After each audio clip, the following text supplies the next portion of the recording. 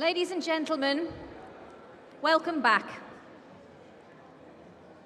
When the 2020 Sports Award Committee met for the first time last year to start discussions about this year's event, given what had happened in the world in the previous 9 months, we were not at all sure that enough would have happened to justify tonight going ahead.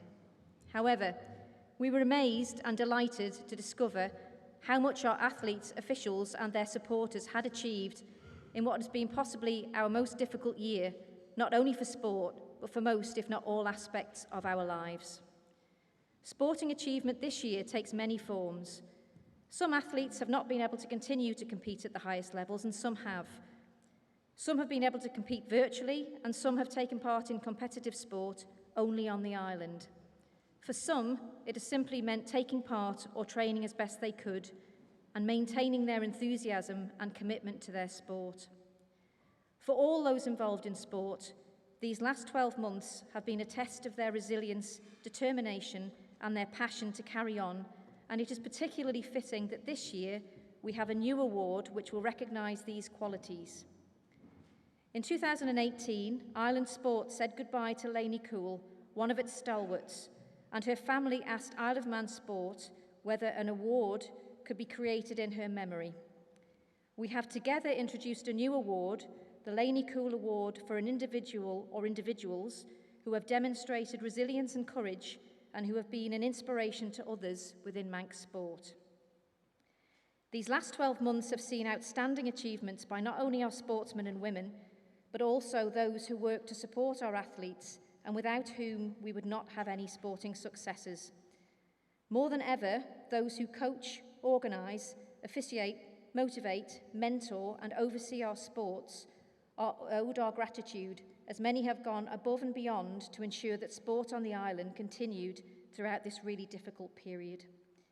Even before COVID, Isle of Man Sport and Sport Aid continued to improve the ways in which it helps sport on the island. Sport Aid underwent a review of its support services and has increased and refined its strength and conditioning service, and more than ever, our athletes' mental health was at the forefront of our support. It is particularly opportune that only this week it has been announced that leading Isle of Man athletes will have increased support in managing their mental health, which is an essential part of their performance at the highest levels.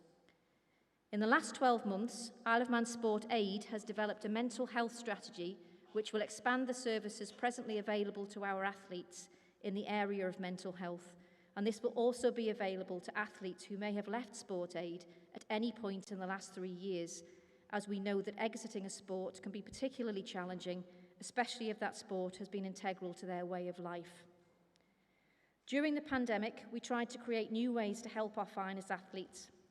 Sport Aid applied more flexible approaches to its financial support, tailored to our athletes' particular needs during this time. Athletes were encouraged to submit homemade videos of how they were coping with the lockdown. Island-based athletes were allowed to borrow equipment from the gym. Online sessions were organised by Sport Aid and Manx Sport and Recreation for meetings, yoga and online mobility, as well as outdoor sessions when this was possible.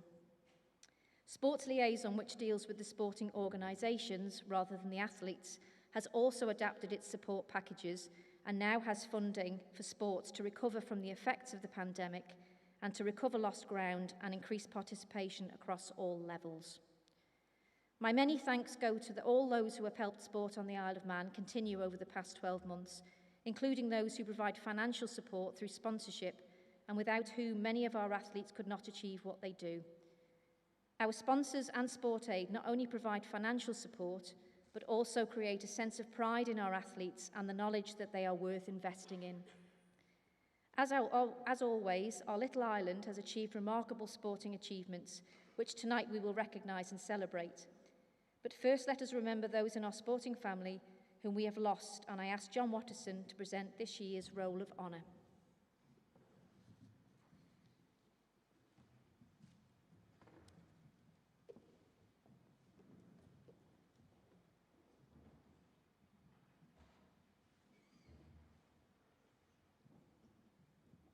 Good evening.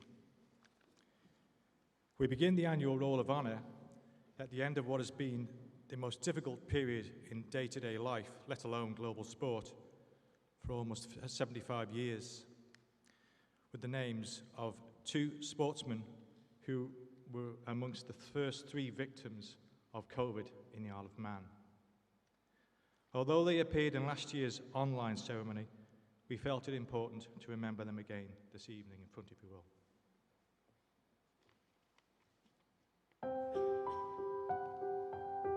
Richard Lloyd, judo. And Brendan Maxwell, cycling.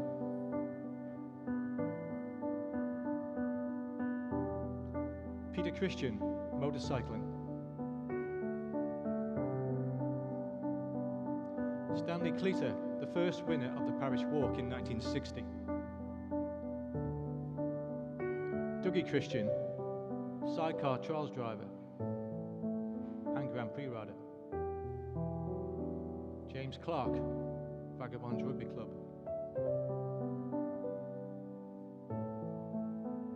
Dennis Christian, regular rider in all forms of motorcycles in the 1950s and a Manx Grand Prix rider. Judy Clark-Wilson, a mainstay of netball.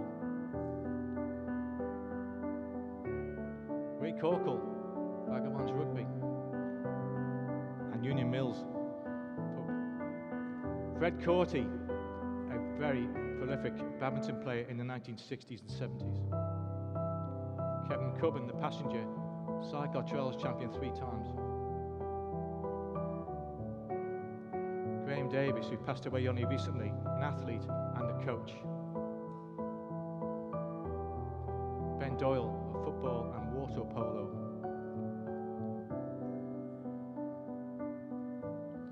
Dennis Eastope and John Dodsworth were both car rally drivers and motorcyclists. They died within 2 weeks of each other. Chris Fryer, Western Vikings Rugby Club. Steve Gaylor, squash, football. Alan Holmes died at the age of 90, double Manx Grand Prix winner. Heather Horsburgh, bowling correspondent and player for Peel Sunset. Charlie Howland of Ballaugh Bowling Club.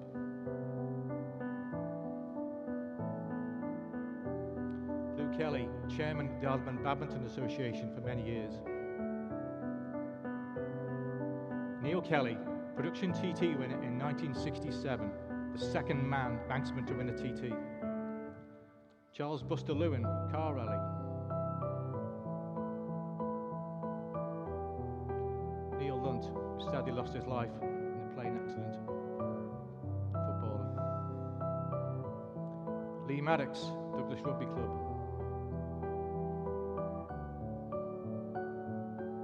Dave McTaggart was a shooter in the 1966 Commonwealth Games and again later at the later games. Derek Neal, who was coach to Peel and St Mary's and a couple of other clubs. Tim O'Hanlon passed away only recently. Football, Marown, and also a timekeeper for Manx Radio on the TT. George Hotchkiss, former Isle of Man Golf Union president. Barbara Niveton, well-known hockey player and Parish Walk finisher. And her first cousin, James Shimon, also hockey and well-known. Reuben Thomas played for Sulby Badminton Club. Chris Turner, he shot at the Commonwealth Games, I think, on 2 occasions. Nick Turner, Douglas Rugby Club. Johnny Wardell, Pebble Motorcycle Club former chairman. Vince Watkins, Union Mills Football Club. Colin Watterson, chairman of the Isle of Man Veteran Athletes Club. And Edward Whipp, who sailed for the Isle of Man at the Island Games in Gibraltar in 1995. Thank you.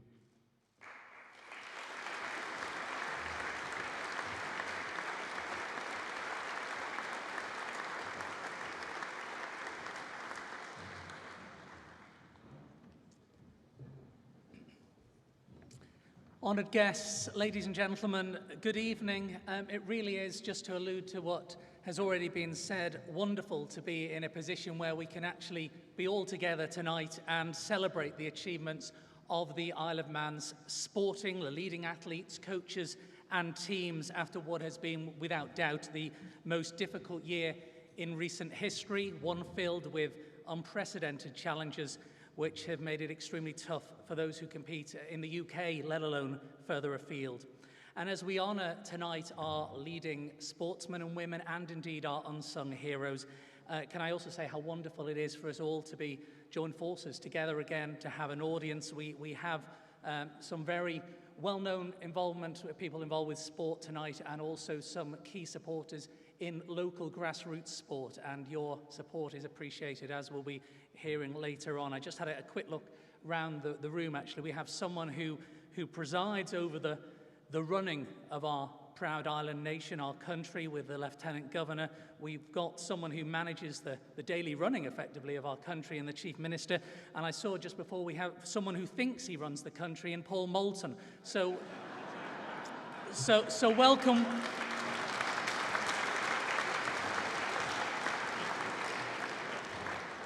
So welcome one and all, and I'm only joking, Paul, as well. On with the show. A great number of our sport aid recipients in recent years have gone on to participate at the highest level: Olympic, European and World Championships, Olympics, of course, Commonwealth Games. So who knows what the future holds, what beckons for the class of 21-22. But certainly the benefit of Isle of Man sport aid to nurture future potential and, of course, promote the island on the world stage is crystal clear.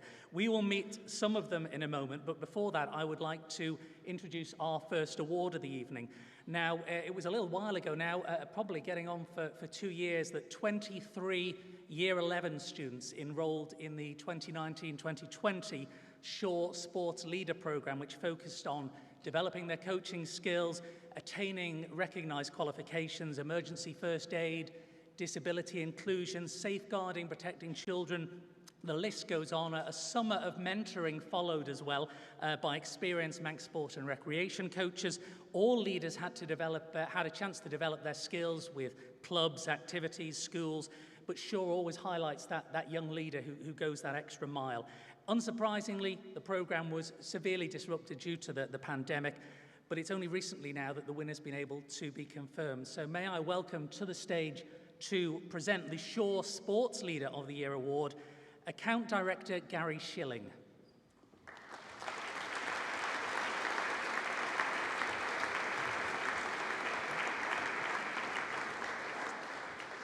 And before Gary hands over the award, let's just find out a little bit more about this year's recipient. You make me lose my mind like all the time, it still feels right. Stuck in an endless fight like every night, it still feels right. Even the words can sting, I wanna change a thing, 'cause without you everything means nothing. And the Shore Sports Leader of the Year is Cassidy Pizzy.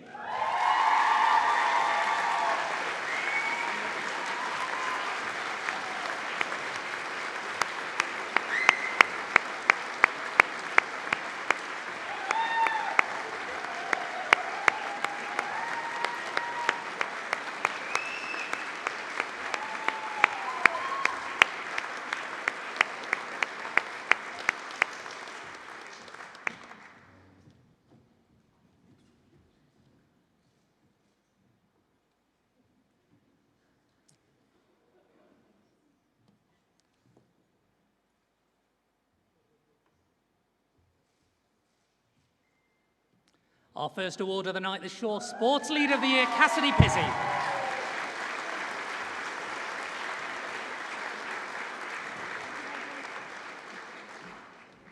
So on to our Sport Aid scholarships. And if I can ask the invaluable sponsors of these awards to make their way to my left, and then we will ask them to head to the far side of the stage at the conclusion of this, as we thank them for their support, and many of these sponsors, as I said, involved in an array of local sport themselves. Just to cap their names, from Aston International, David Griffin, representing CTH Insurance, Jay Morton. On behalf of the Dandine Charitable Fund, Leanne Harper and Andy Bass. From Duke Travel, Peter Duke. Mark Humphrey, a trustee with the Elizabeth Clucas Trust. From Adrian's charity, Jenny Lowe. Representing the J.R. Moore Charitable Trust, a former chairman of Isle of Man Sport, Jeff Carron. The Managing Director of Ned Group Investment Scholarships, Andrew Lodge. From Ramsey, Crookall & Co., long-time supporters of sport in the Isle of Man, the company's Chief Executive Officer, Joanna Crookall. Director at TLC Business Solutions, Bill Lawrence. From Top Spec Fencing, a man with his own sporting pedigree, Commonwealth Games shooter Neil Parsons. And finally, the Managing Director of Tower Insurance, Emmett McQuillan. If I can ask our invaluable sponsors, please, to make their way to the far side of the stage. Thank you.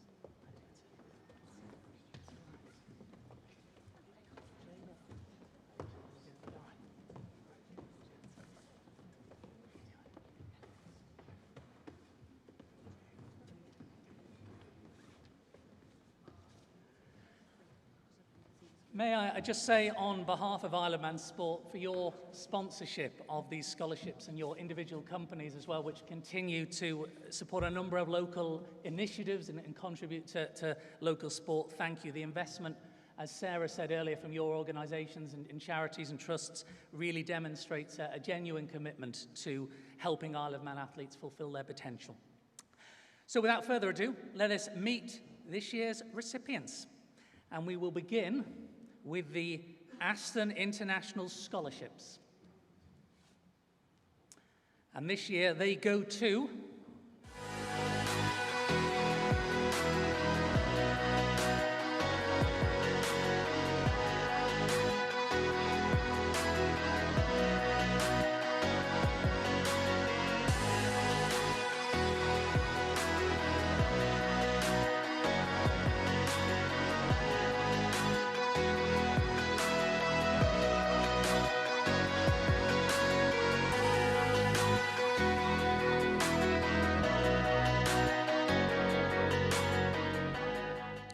James Margrave, Glenn Quayle, and Harry Thompson.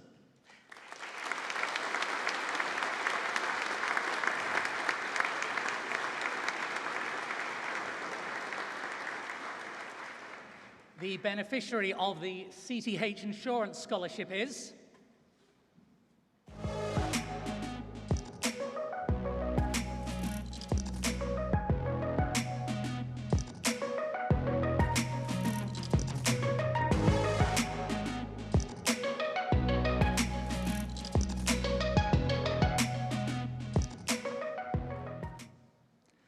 triathlete Jenny Newbury.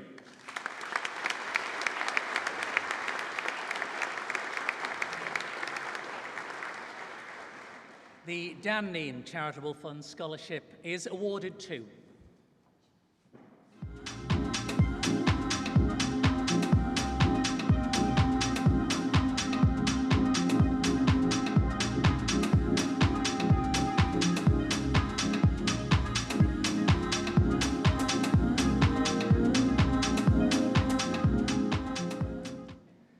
from the world of enduro, Jamie McCanny.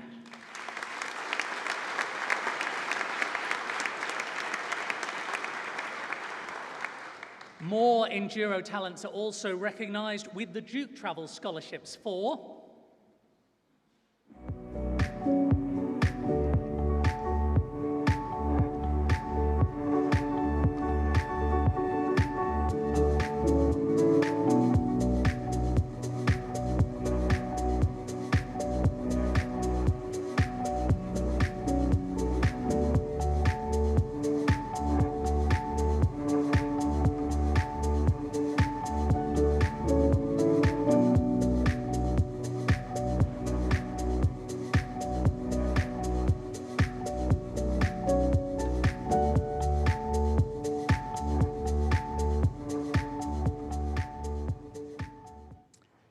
Jed Etchells and Danny McCanny.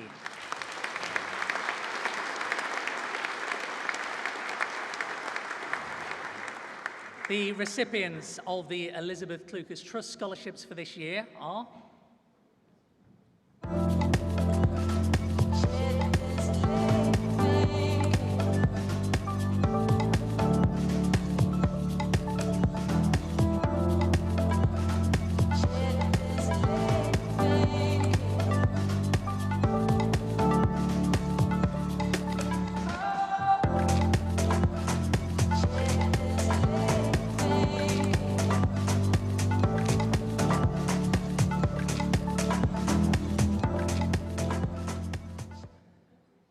James Harrison and Lucy Worthington.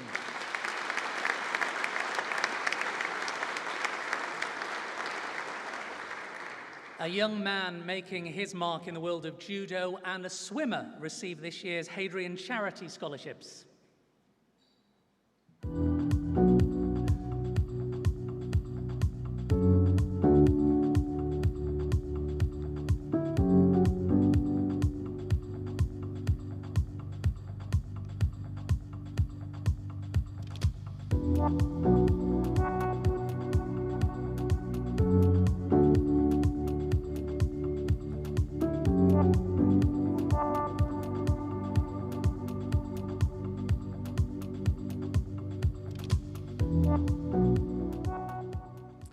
Congratulations to Archie Collis and Emma Hodgson.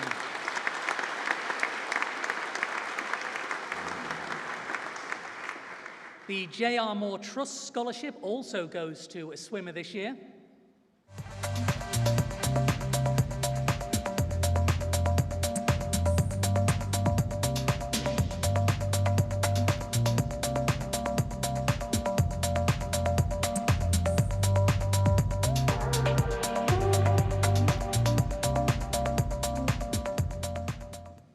A big well done to Peter Allen.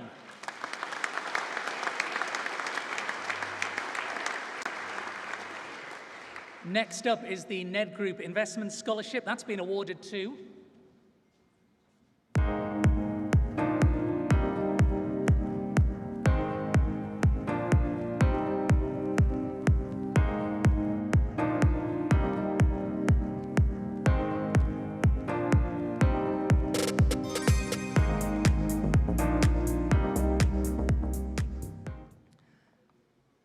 footballer Sean Jackson.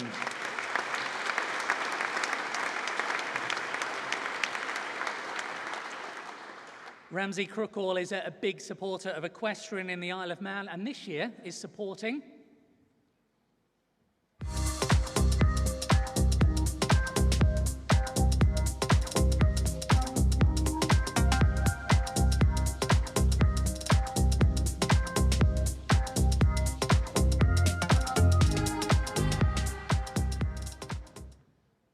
Chloe Chadwick.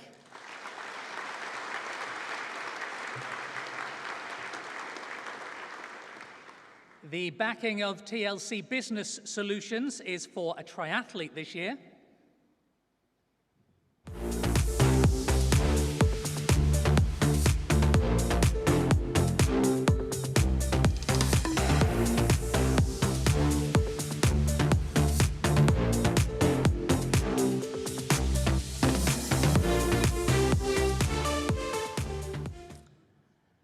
Congratulations to Will Draper.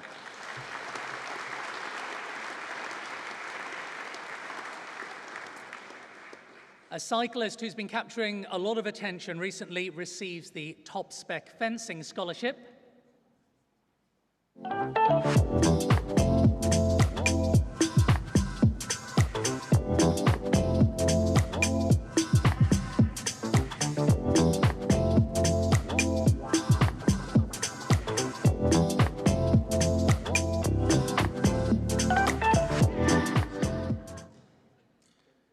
Max Walker.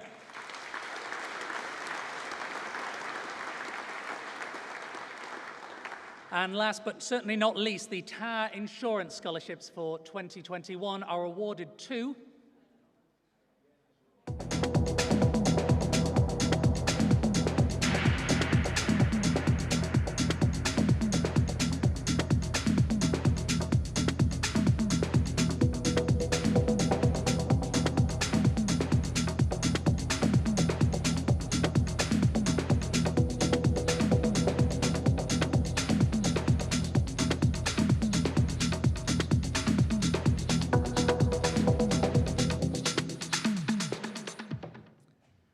Connor Davies and golfer Tom Gandy.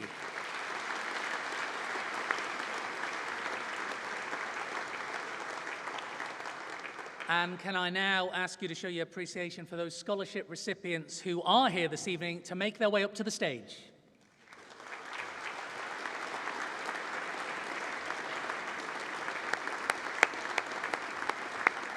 They are James Margrave, Lucy Worthington, Emma Hodgson, Peter Allen, Chloe Chadwick, Will Draper, and Connor Davies. Congratulations, one and all.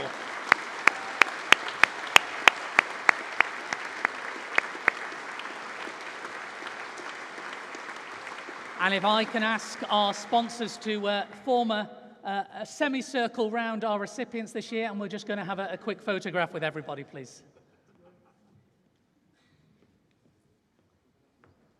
We'll probably need a wide-angle lens for this one, I would think, but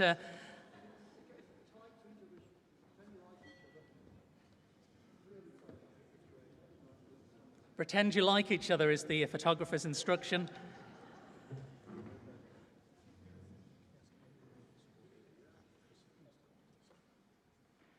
And while this photograph is being taken, can I ask any remaining Sport Aid athlete recipients who are here this evening to make their way to the far side to my left, please?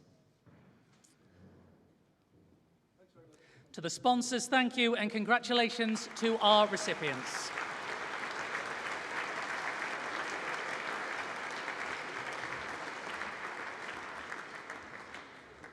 Isle of Man Sport Aid has actually been awarded to a total of 51 sportsmen and women this year, 51 athletes, 51 sporting ambassadors for the island. They're receiving financial support to help with their travel, equipment, access to facilities at the Isle of Man Sport Institute. And it is now time for the presentation of the remaining 21-22 Sport Aid Awards to more potential stars of the future. To hand out these, a guest of honour who we'll be speaking to shortly but needs little introduction, please show your appreciation for our very own Olympic champion, Peter Kenyick.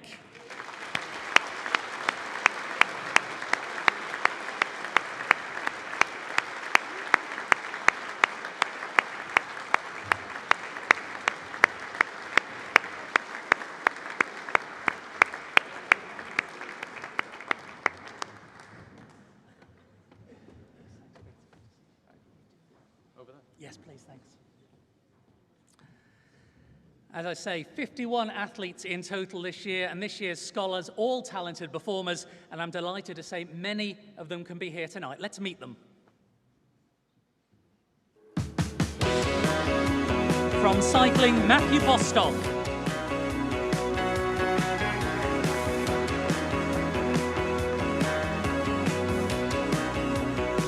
And Sam Brand.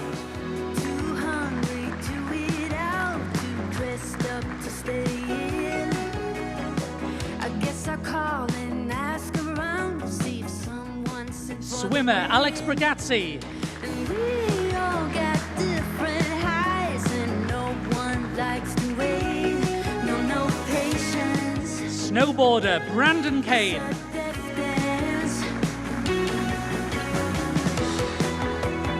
We ain't got nothing to lose. Staring up is what we Brother and sister now, Anna Christian. And me and mine, we take what we want. We are the colors.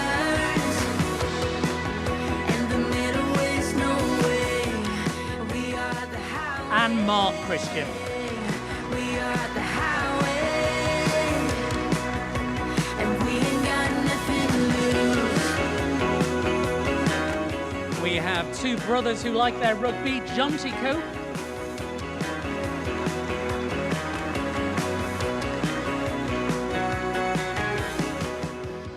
and Spencer Cope. Be bad, too awesome to be cool. Fast cars don't appeal to us. We run things, don't talk it From through. athletics, Alan Corlett. And every day is a victory when we don't have to wait and no patience.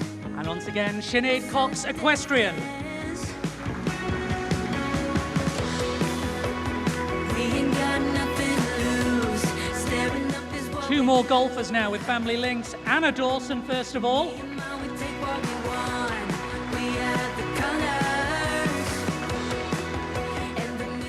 And Leah Dawson. We are the highway. We are the highway. Weightlifting star Kim Dean.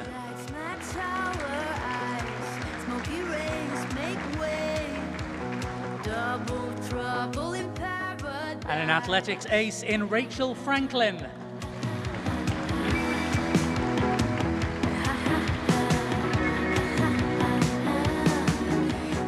Ben Granger of swimming.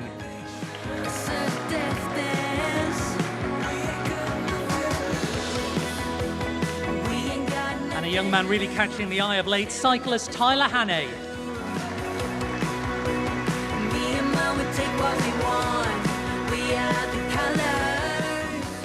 From athletics, the ever-popular Joe Harris. We are the highway. We are the highway. And cyclist Lizzie Holden.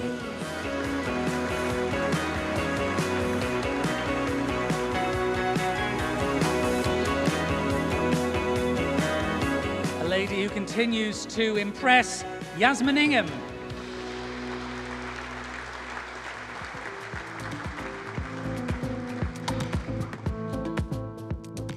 International race walker Erica Kelly.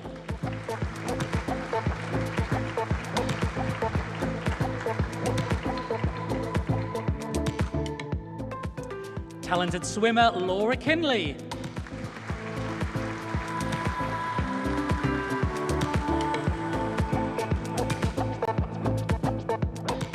From the world of athletics, Ollie Lockley.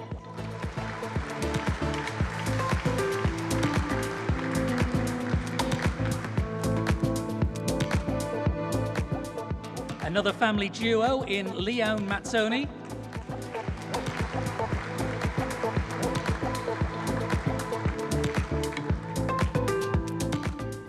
And Tom Mazzoni.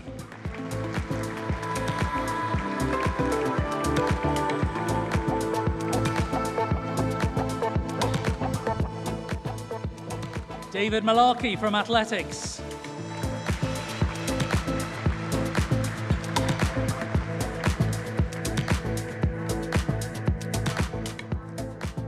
Promising race walker Tom Partington.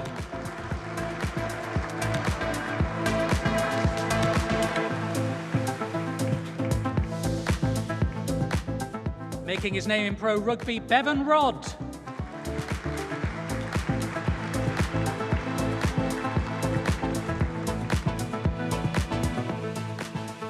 Stuart Rushmere from hockey.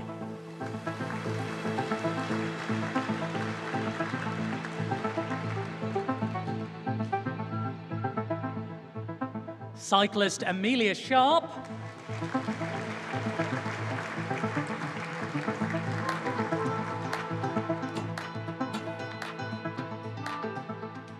Another rugby talent in Harry Swain.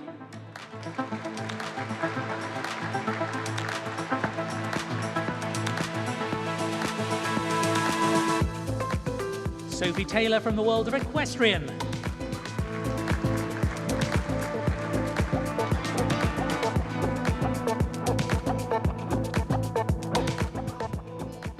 Swimmer Joel Watterson.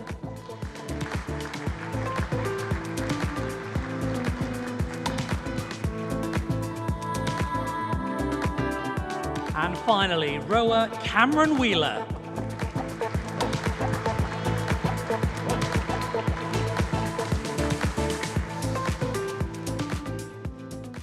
Our Isle of Man Sport Aid recipients, and receiving their awards in person tonight, if I can call them up one by one, beginning with snowboarder Brandon Kane.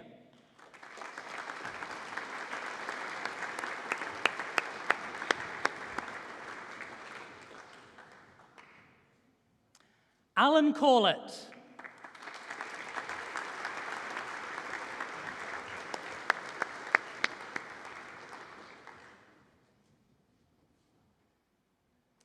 Golfer Leah Dawson.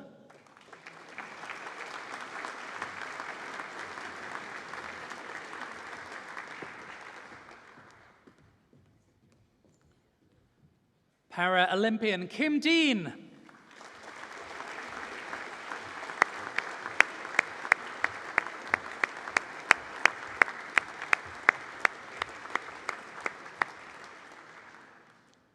Athlete Rachel Franklin.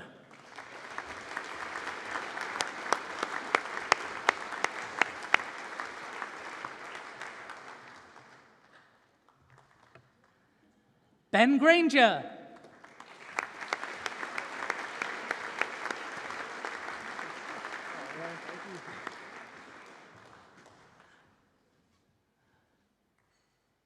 Cyclist Tyler Hannay.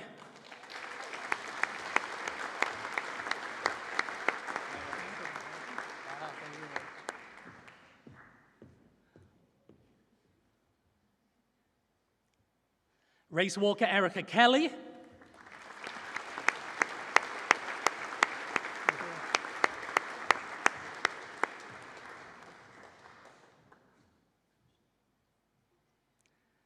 Swimmer Laura Kinley.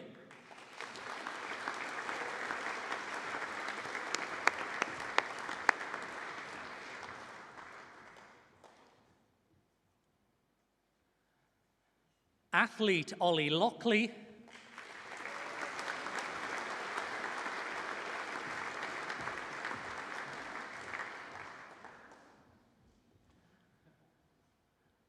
Cyclist Amelia Sharp.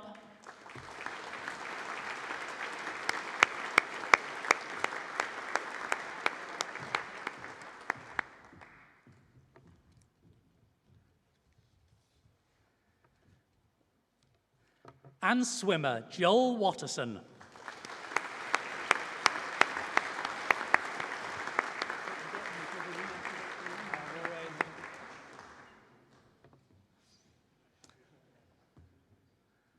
Isle of Man Sport Aid, of course, has played a pivotal role in supporting the island's top athletes for more than 20 years, helping them compete at national, international and world level. We're going to have a photograph now, but let's have another round of applause for our Isle of Man Sport Aid recipients.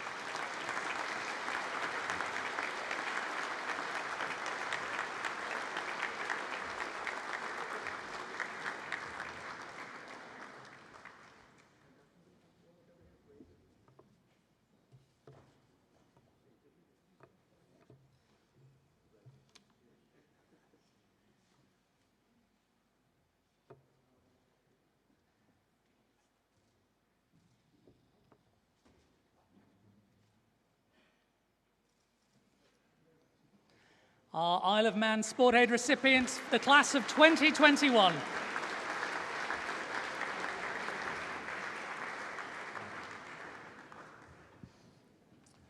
Now let us welcome our guest of honour for a quick word this evening. Peter, thank you for being here. Lovely to see you as always. Peter Kenyik.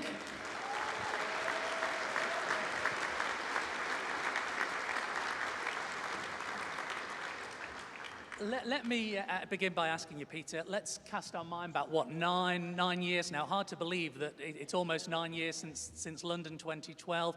You've achieved lots of feats and accomplishments in your career before and after London 2012.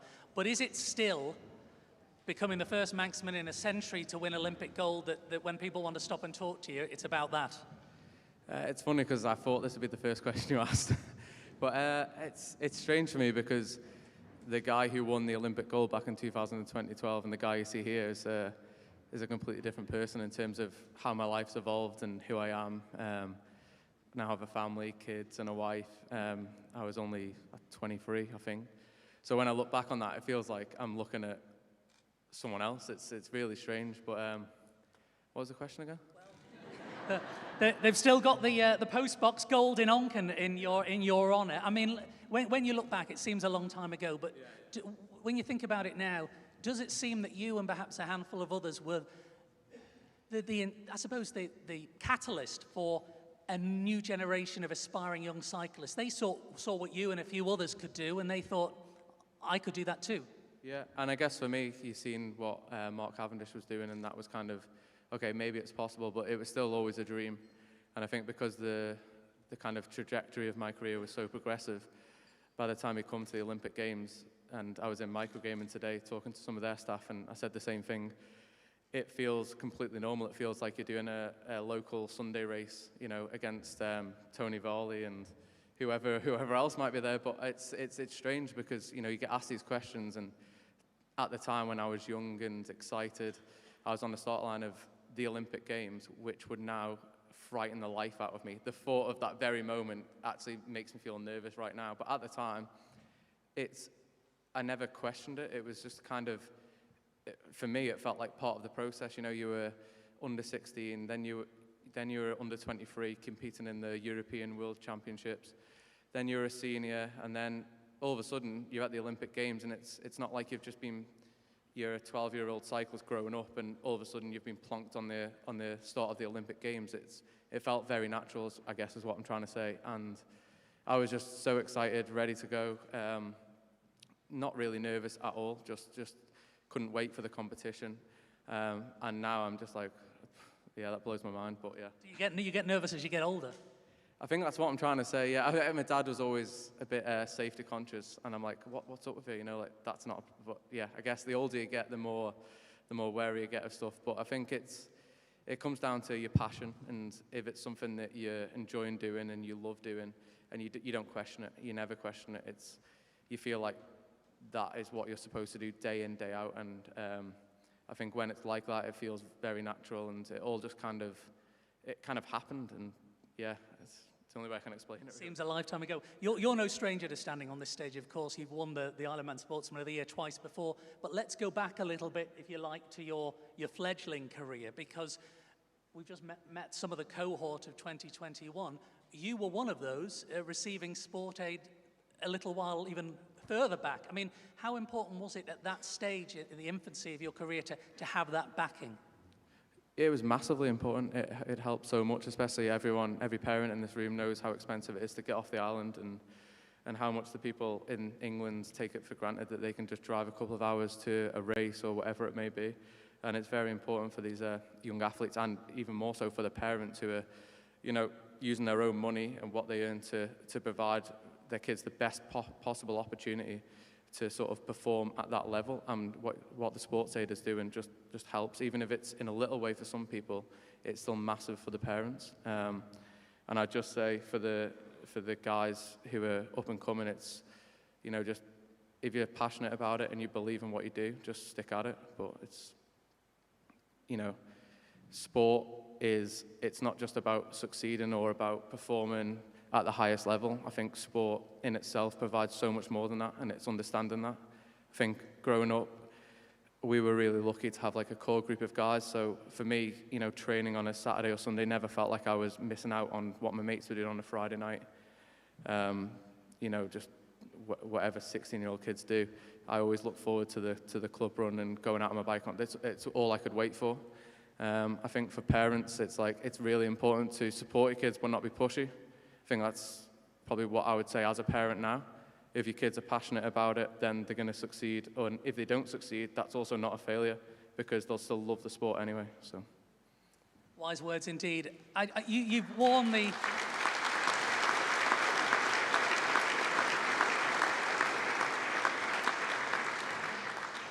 You've worn the...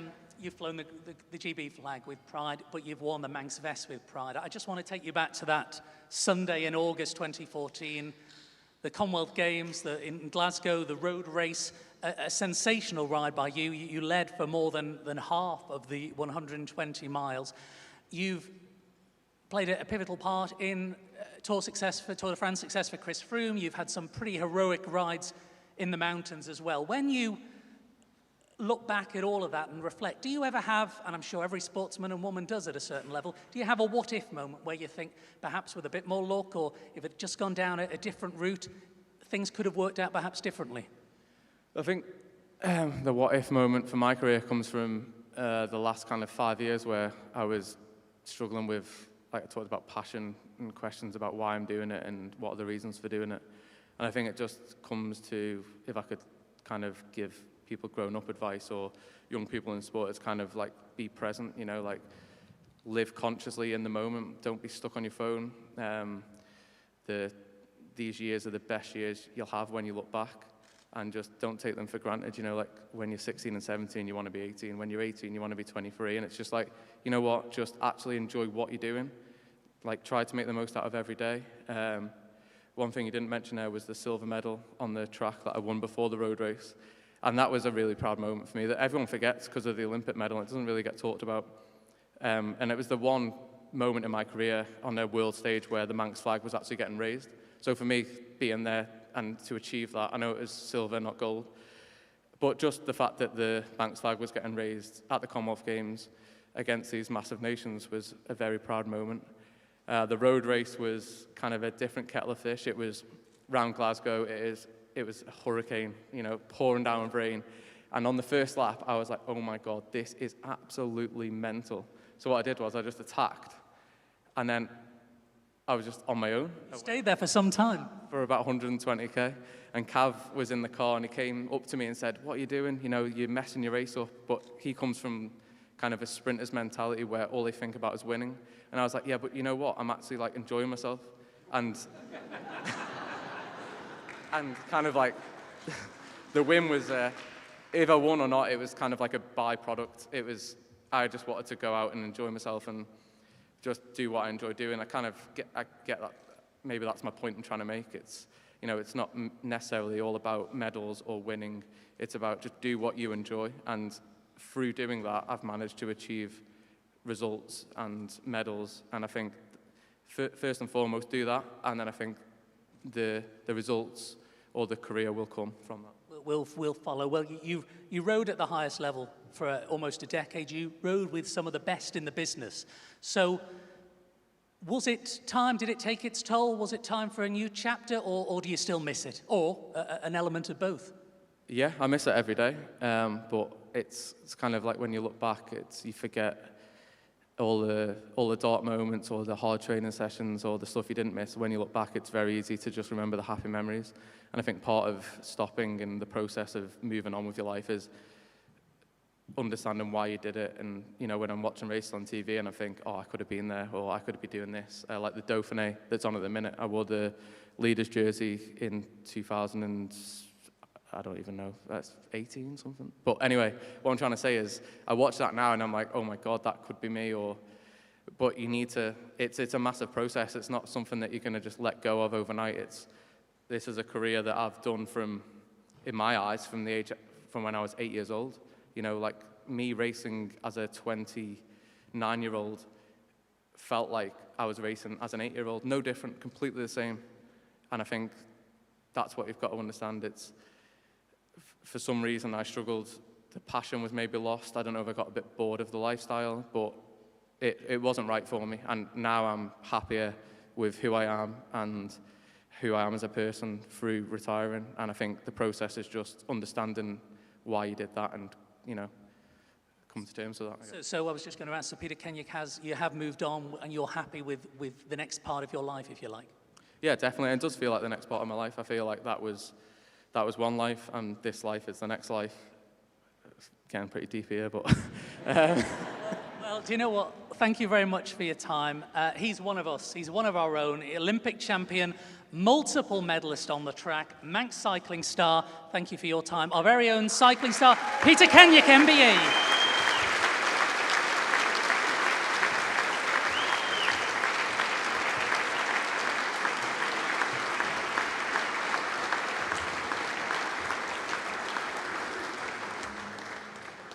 Just before we head for a comfort break, actually, I'd like to welcome up to the stage the person chiefly responsible, actually, for the Isle of Man Sporting Hall of Fame. Anyone who's ever been down at the National Sports Centre over the years will have seen the walls adorned with island talents and characters whose achievements have set them apart and made a major contribution to island sport. To announce the latest inductee, the latest addition to that Hall of Fame, someone with an encyclopedic knowledge of Manx sport, the sports editor of Isle of Man newspapers. Let's welcome back John Watterson.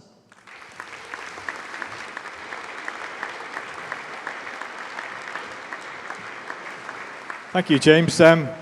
Before I do the announcement, I must just add on to Peter's words there.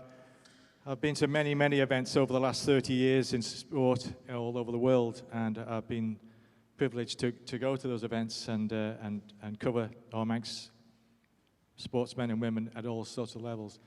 I will never forget that day in Glasgow. It was absolutely lashing it down. And Peter went off the front on the first lap, and I think what he told me afterwards was that he looked behind and there was nobody there. He got off so strongly. The rest of the Manx team, Andrew Roach, Elliot Baxter, Mark Christian, Jake Kelly, were all like, where is he? What are we going to do? Half of them packed in.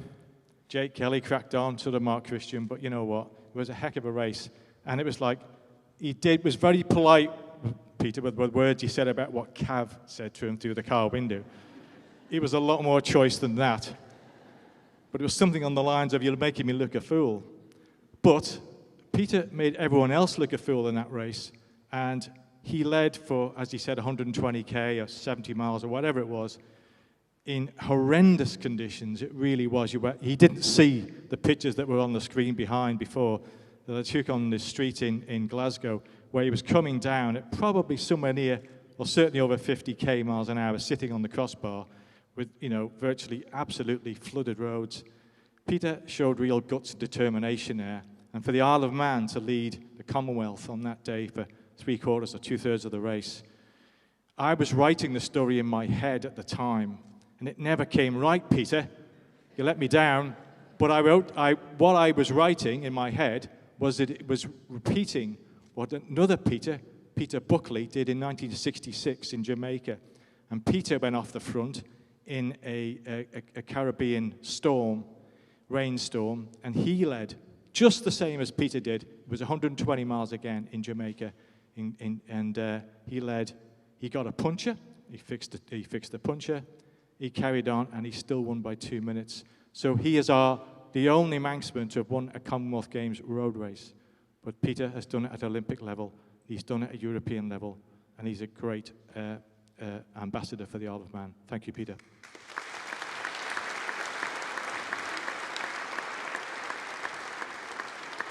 So Peter, Cav, and many, many other leading sportsmen and women are adorned in the Hall of Fame, in the sports hall, sports atrium at the National Sports Centre. It isn't my choice. It is a committee choice of who goes on, the same committee that does the selections this evening. And the new addition is a swimmer who announced her retirement last summer. She's a former Sports Woman of the Year, and it is Charlotte Atkinson. Charlotte's not here tonight, but she will say a few words in a minute on the screen. So Charlotte retired from international swimming as a reigning European champion, having been a member of the British team that took gold in the 2018 mixed medley relay event in Glasgow, back in Glasgow. The team also included Olympic champion Adam Peaty.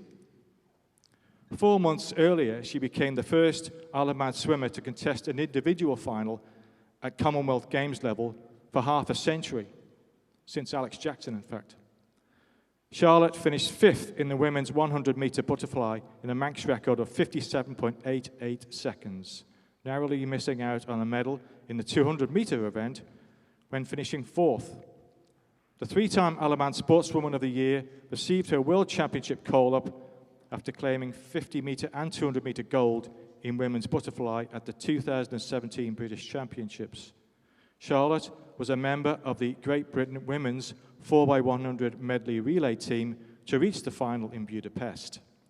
A multiple Island Games gold medalist, she was also a 100-meter butterfly silver medalist in the 2019 British Championships. And this is the new frame that's going up in the National Sports Centre. If you haven't been in, certainly go and take a look around. They go right back, Peter touched on it before, to Sydney Swan back in 1912 Olympics. Goes right back to, I think he was a rower. So there's all sorts of people in there. It's worth a look sometime. So Charlotte Atkinson, and I think there's a message on the screen. Thank you.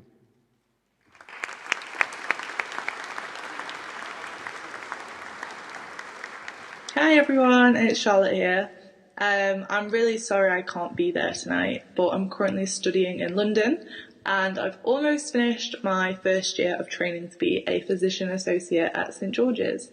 A huge thank you to Ireland Sport for inducting me into the Hall of Fame. It really is such an honour to join such a prestigious group of Manx athletes. I also wanted to say a huge thank you to both Ireland Sport and Ireland Swimming, just for everything you've both done for me over the past few years. Just for your support from my first ever Island Games, to Commonwealth Games, to World Championships. I really couldn't have achieved anything I did without you.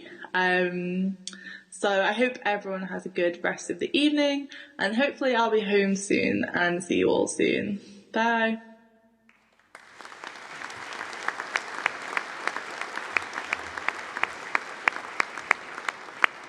Our latest inductee into the Hall of Fame, Charlotte Atkinson. Thank you, John, as well. We'll now take a short break and return in about 15-20 minutes' time. Thanks very much.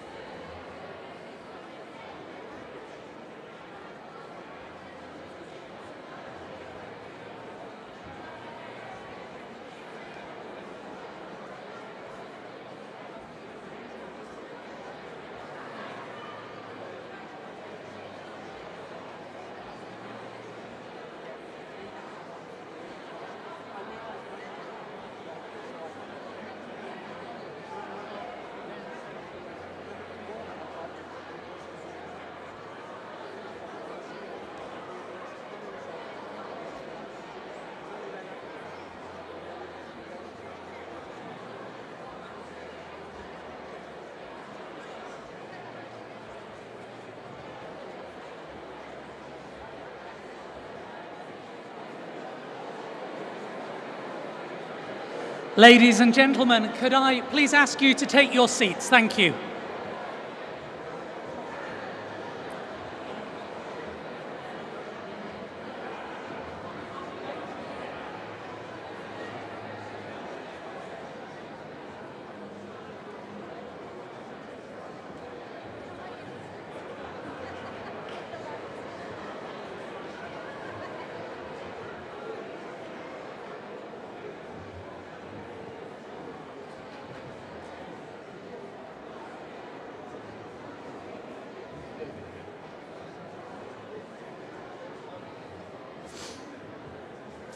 Ladies and gentlemen, we begin the next part of our evening with a very special award for someone, a languages teacher who set off from Niarbel on August the 3rd last year for an very ambitious round the island challenge.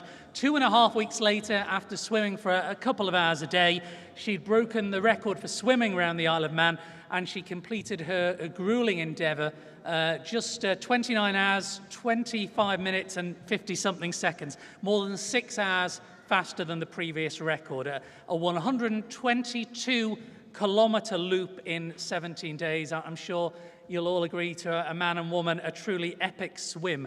Now, to present this honour, which isn't in the programme this evening, can you please welcome the island's Chief Minister, Howard Quayle.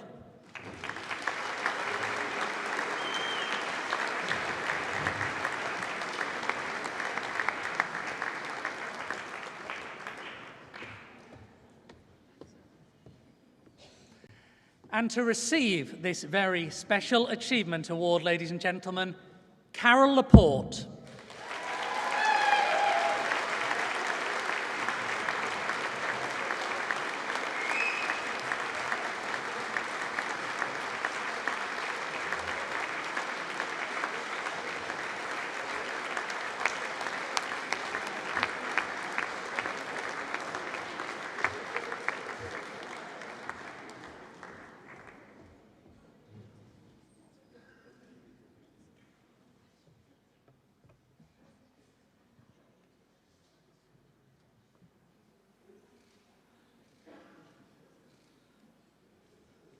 Carol Laporte, please don't, not so fast.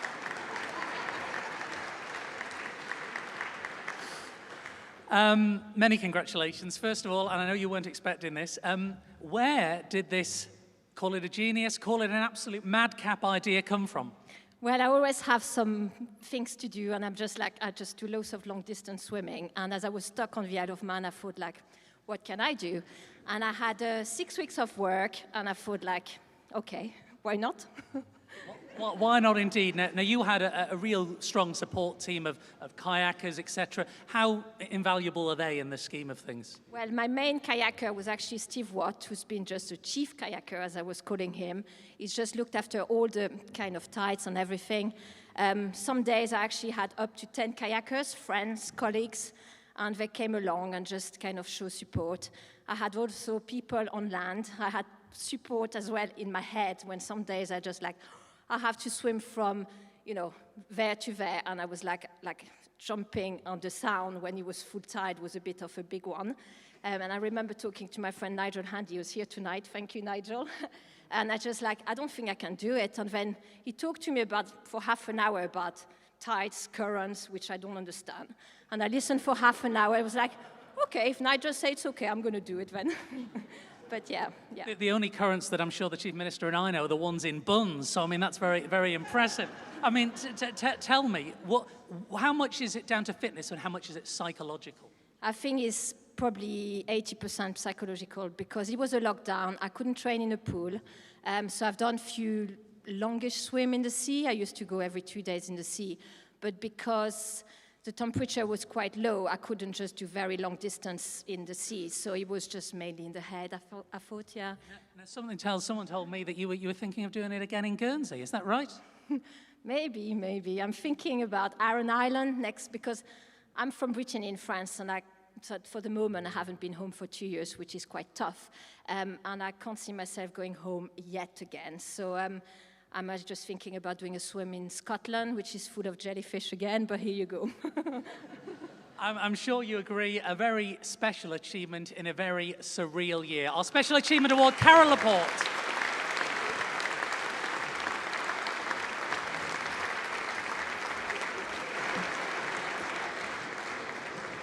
And thank you, Chief Minister, as well. Now we come to the Sports Awards presentations, and the first award is the Under-21 Sportswoman of the Award, this year sponsored by Newfield. Can I ask Harry Davies to come to the stage to announce the nominees, please?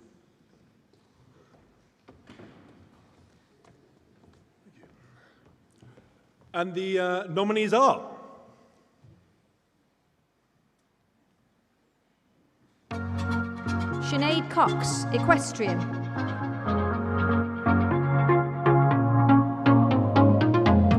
So I got what I deserved, you know it. I wanted it From netball, Rebecca Cook. If I could, I would push rewind. It's my fault. I'll give you my heart. You can crush it, moving on. I'll be on my way. Hockey player, Sienna Dunn. I surrender to you. Yes, I am waving the white flag. I surrender to you. Yes, Race walker, Mia Dunwell. white flag.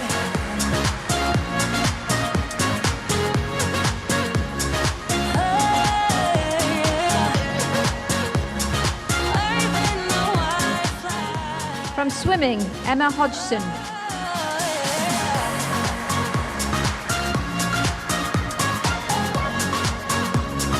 Waving the white flag.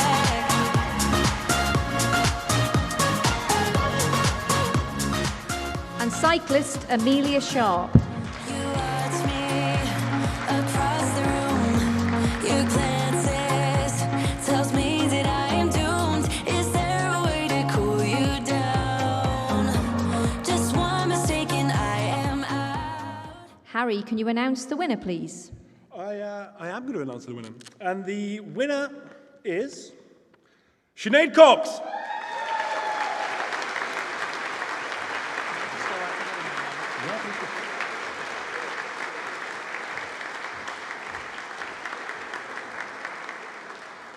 Now, we were able to catch up with Sinead, who can't be here this evening. We were able to catch up with her a little bit earlier. Thank you to Newfield for sponsoring this award. It's an amazing feeling to be Under-21 Sportswoman of the Year. Sorry I can't be here tonight as I'm currently in England trying to qualify for the British Show Jumping Senior National Championships. I managed to fit in a lot into 2020 despite having COVID around. To name a few of my highlights, I won at the British Show Jumping National Championships in the Members' Cup final. I qualified for the Summer and Winter Silver League final, which were held at Horse of the Year Show and the Summer British National Championships. I also was second at the Skate Festival of show jumping in the 1m15 championship. I wouldn't be here where I am now without the help of my parents for the financial help, my coach Mark McCourt for helping me to get to where I am in show jumping, the Isle of Man Steam Packet, and my lecturers at the Isle of Man College for letting me have the time off to go over to do my sport. Sorry again for not being here. I hope you all have a great evening.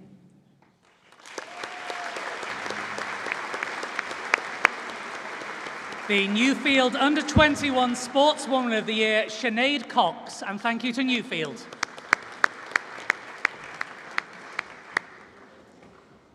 The Under-21 Sportsman of the Year this year is sponsored by Sunterra Global. Can Anne Baggerson please come to the stage to introduce the nominees?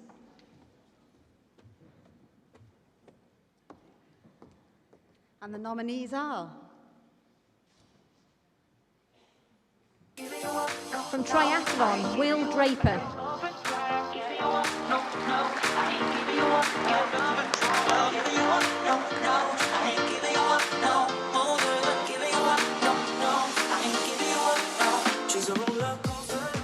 judo, Jed Etchells.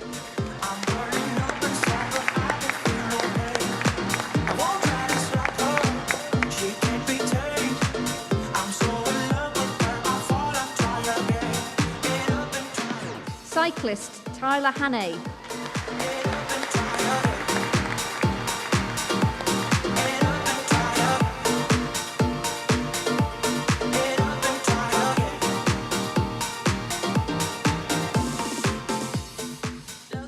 Footballer, Adam Long.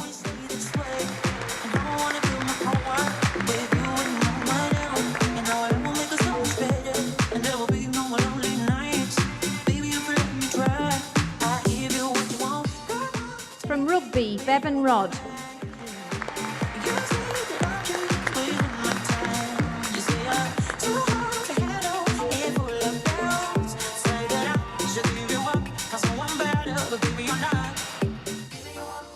From athletics, Ben Sinclair.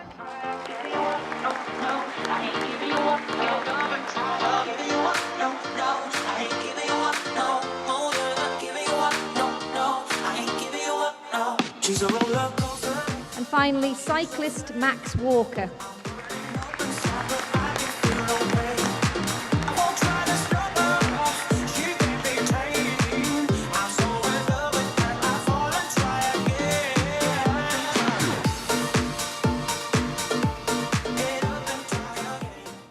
Anne, can you reveal the winner, please?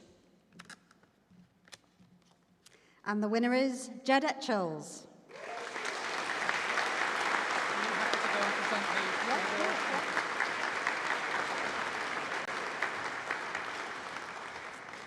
Well, Jed, unfortunately, as well, can't be with us either this evening. So let's head to Italy, where it's almost as windy there as it is in his home of St. Mark's. Hey guys, it's Jed here. Thank you to Sunterra Global for sponsoring the awards. It's such an amazing feeling to be named Ironman Under 21 Sportsman of the Year. Currently just out here in Italy training. Unfortunately, I won't be able to make it to the awards tonight because of the COVID restrictions, but I wish I could be there to see you all. 2020 was a really good year for me. Managed to take 5 out of 8 World Championship races. Unfortunately, the last day my throttle cable disconnected and caused me to lose a lot of time and lose the win in the championship, but still managed to finish runner-up, which is a really good achievement, and just have to try and win this year. But thank you very much to everyone who nominated, and I'll see you all soon.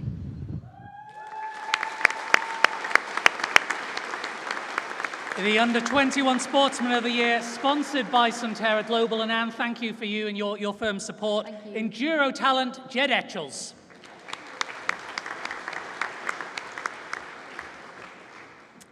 This year's Sport Coach of the Year is sponsored by Duke Travel. Can Peter Duke come to the stage, please, to tell us who the nominees are? And the nominees are...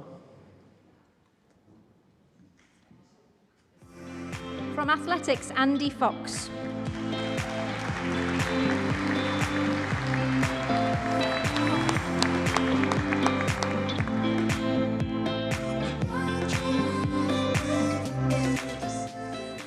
Also from athletics, Dave Lockley.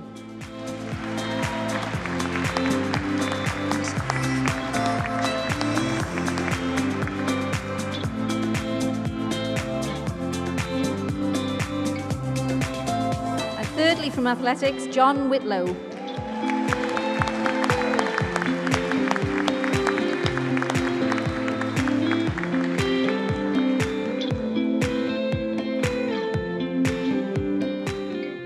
From netball,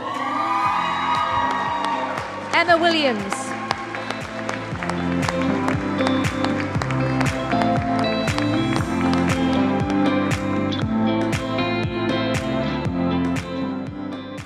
Hockey, Tom Wilson.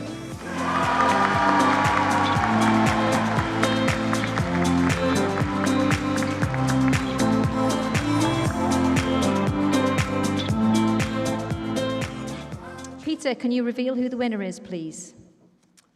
And the winner is John Whitlow.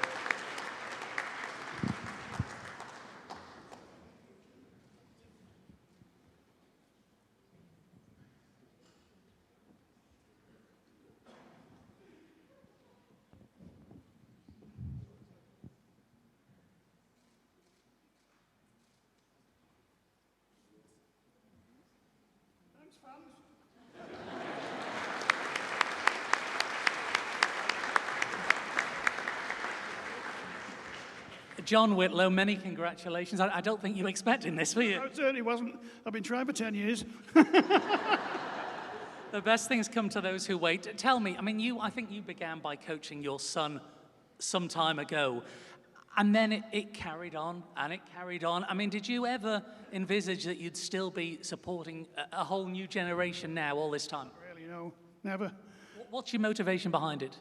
Just these kids, they're unbelievable. They don't realize how good they are. We've got some amazing kids on the Isle of Man. They're unbelievable. Got young Taz out there as a thrower. Got young James out there, 199 high jumper. Got silver in the gold, a bronze in the games. They're unbelievable. You've got young Taz out there. What about old John? Oh yeah. Well, I keep going. Keep taking the pills. We all need those at times. Tell me, in terms of, you've said explained your motivation, but in terms of any particular achievement, because obviously you've nurtured a whole group of young people who've gone on to quite a big success at various levels. Is there one particular achievement that stands out? Regan D, she got to the Commonwealth Games, and she's unbelievable. You know, she was only a little girl about this big when I started with her. We've got Glenn Quayle, who's unbelievable in the pole vault, absolutely unbelievable. But some of these kids, all the ones I've trained, have all turned out to be good kids. That's the main thing. Well, there must be some consistency there then.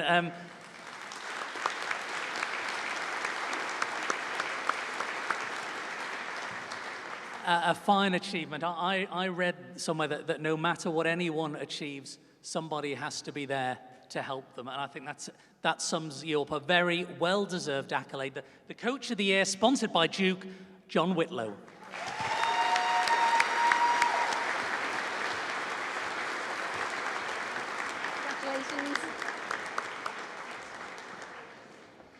The Disability Sportsperson of the Year award is sponsored by Keystone Law. Would Andrew Langan Newton come to the stage and announce the nominees, please?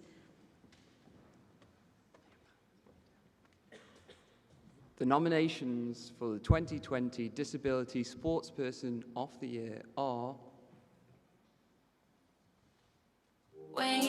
Chloe Chadwick, equestrian. Baby, all the stars are shining bright. Yeah, we should stay up so that we can look at them all night. Just keep holding me. Para weightlifter Kim Dean. All I need is you tonight. If I shut my eyes, keeping them closed, all the senses explodes. You and me under the sky. Swimmer Ben Granger.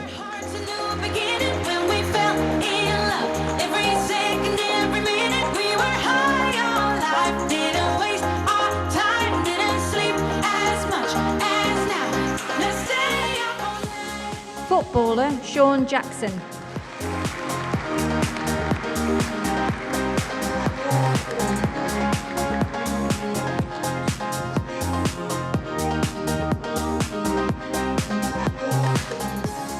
And race walker Erica Kelly.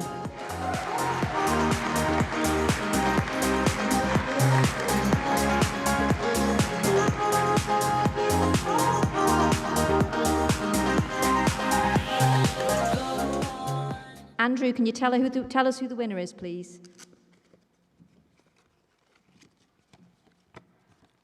The winner is Kim Dean.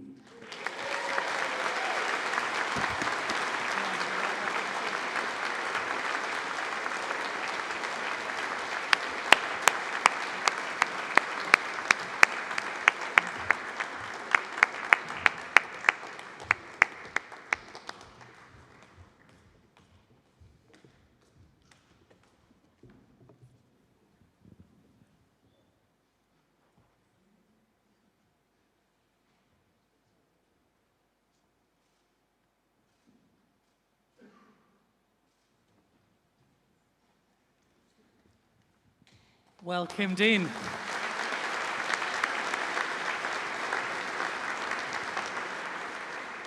A very determined but talented young lady. I keep referring to the photograph, which has just disappeared on cue for me, but I call it the Cheshire Cat grin. You've had quite a year, haven't you? Yeah, it was quite unexpected, but really, really good international competition. You obviously refer back to Manchester last year because obviously that's where you gained a gold medal. And that was on home soil, really, wasn't it? So that must have made it extra special. Yeah, it was really good to have home crowd, really good support. Obviously, it was before everything started changing with the lockdown, so it was packed, and it was really nice to have lots of people cheering on. Since then, of course, you've gone on to have success, including recently bronze as well. What are the next aims? Because a little bird told me that perhaps Paris in 2024 is the ultimate, but there are objectives before then. Yeah, so it's getting to Hungary in December for the World Champs, and then the Birmingham next year for the Commonwealth, so yeah. How much, if it's not obvious by the pictures, how much dedication and effort do you need to not only just succeed, but even to get to the standard you're at in your sport? Yeah, I enjoy gym training, so I don't feel like it's hard. I guess Peter was referring before, it's do what you enjoy and keep at it while you enjoy it, so no, yeah, I really enjoy it. You really have inspired a lot of people, and you thoroughly deserve that award. The very dedicated and very talented sportsman, disability sportsperson of the year, backed by Keystone Law, the inspirational Kim Dean.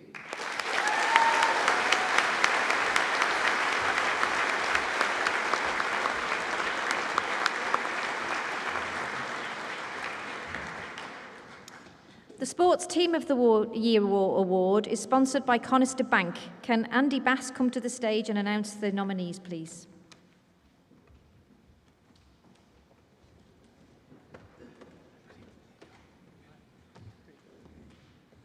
And the nominations for the 2020 Sports Team of the Year are FC Isle of Man football team. Picking up a lot of friends, fill up the car till it best because we wanna, yeah, we just wanna have fun. The trunk's full of At the Isle of Man under-18 boys hockey team. the time of our lives. The night is young, don't need anybody else.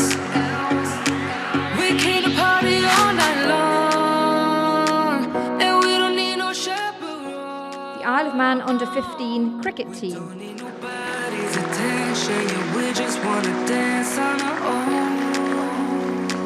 We came to party all night long and sing on to every song.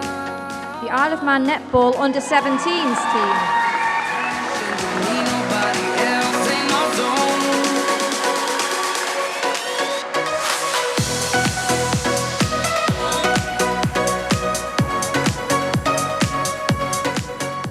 And Manx Harriers senior women's cross-country team.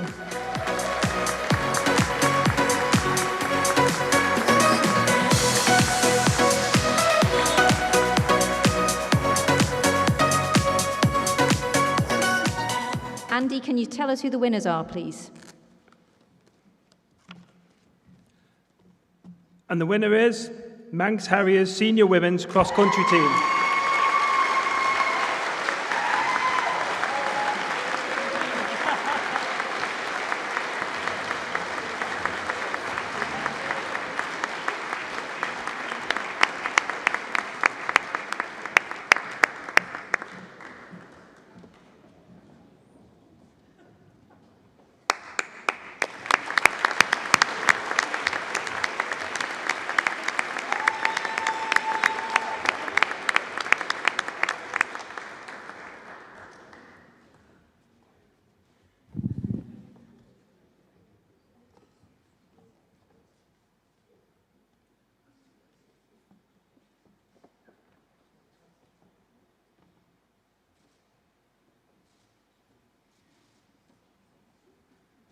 Not so fast, girls. No, not so fast. A quick name check. Carly? Kira. And Rach. Yeah, Rachel. Excellent. 2 out of 3 ain't bad. Tell me, let's go back to just before COVID last year, because 7th time in 8 years, 7th time in 8 years, 8th time in 9 years, along those lines at the Lancashire Cross Country. Where does this consistency stem from? We've just got a really strong team each year, just keep turning up, and yeah, it's an honour to win it each year. It's a fine achievement, and also, I think last time you had to do it without quite a few regulars as well. Yeah. It's so long ago, we can't remember who was in the team. No, and that will teach me to ask a closed question next time. It was very much a stop-start, but how much of a highlight is the Lancashire event every year? Because obviously it's in the calendar, but there's a proud record to uphold. In competition, it keeps getting tougher and tougher. Yeah, every year we always look forward to it. Every January, always start the year off on a high, and it's just a great event. And then once you've done that one, if you come in the top 8, you get selected to represent the inner counties, so that's like a next level. So it's just like a big highlight of the year. Now, I remember you're considerably younger than me, Carly, but I remember you from school. So how clearly I made an impression as well. No, seriously though, how much further can this team continue to go? I know you're developing young talent through all the time, but how far can Manx Harriers senior teams go? Well, it's good to see all the young ones coming through. I mean, I keep going, but you know, it's nice to see the younger ones coming through, and us oldies need to, you know, take a back seat. But no, Rach has done great. She's been there every year, haven't you, Rach? Getting winning. How many times have you won now, Rach? Probably like 3 or 4. But every year it always gets tougher. Like, it's always hard. Like last year I came second because the depth every year keeps getting harder and harder. But like Carly was saying, it's so nice to see the youngsters coming up as well, and they can aim for this event and have like people to look up to. So it's really nice to see the other Manx Harriers coming up as well in the rankings. Well, there's a good contingent from Manx Harriers scattered across the room tonight. Many congratulations to you all and your teammates as well. The team of the year, Conister Bank team of the year for 2020, the Manx Harriers Senior Women's Cross Country team. Well done. Congratulations.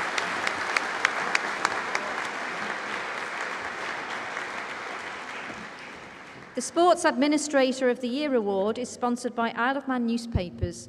Can Andy Dalrymple come to the stage to announce the nominees, please?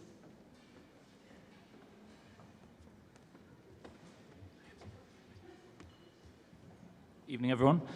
I'm delighted to announce the nominations for the Isle of Man newspapers Sports Administrator of the Year award.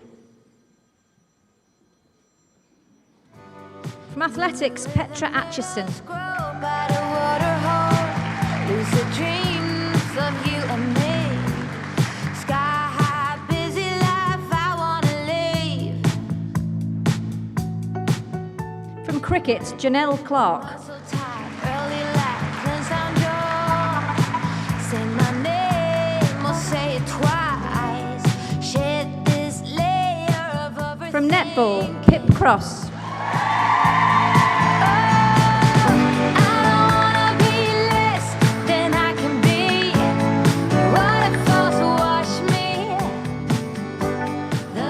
From athletics, Mo Kelly.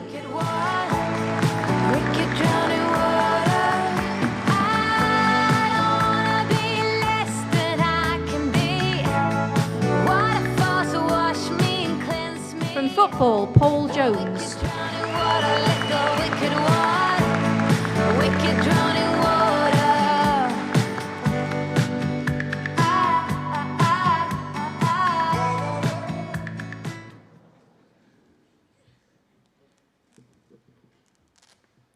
Andy, can you reveal the winner, please?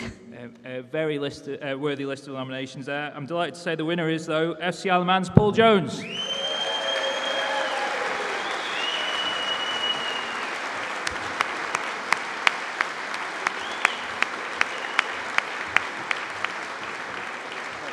Yeah, sorry. I thought I'd missed somebody.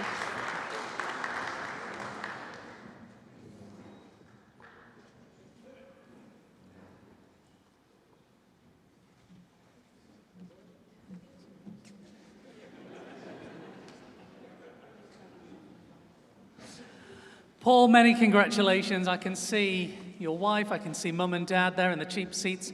I can see a member of the FC. Who's meant to go home today? Was he meant to go home to bed, was he? Yeah. I can see a lot of the squad as well, and the manager, of course.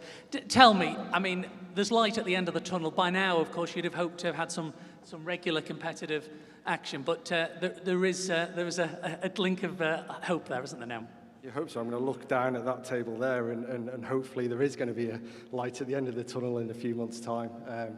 But yeah, it's been a long road. You know, it's been 3 years of our lives really, and there's an amazing group of people over there that I'm fortunate to call friends and colleagues with the journey we've all been on together. And fingers crossed, in the next kind of few weeks and months, we can get the team on the pitch, and all of the hard work can kind of pay off to a point. We start to provide some opportunities for footballers and the Isle of Man as a whole, and we can take a back seat, and we can let Chris and the players and all the guys who really deserve those opportunities to take front and centre stage. I would imagine the adventure begins now in a way, that everything you desired is about to begin. But the obstacles and the hurdles you must have overcome just to get this stage, I mean, how difficult was it, or were you pushing an open door? Because from the outset, I would imagine it was one thing after another after another. Yeah, it was, you know, if it was easy, someone would have done it 20 years ago. So it's been hard. It's taken a lot of effort from all of us to get it over the line, and a lot of momentum has kind of been gained and then lost and then gained again. So But you had to win over hearts and minds. I mean, how difficult was that? I don't know.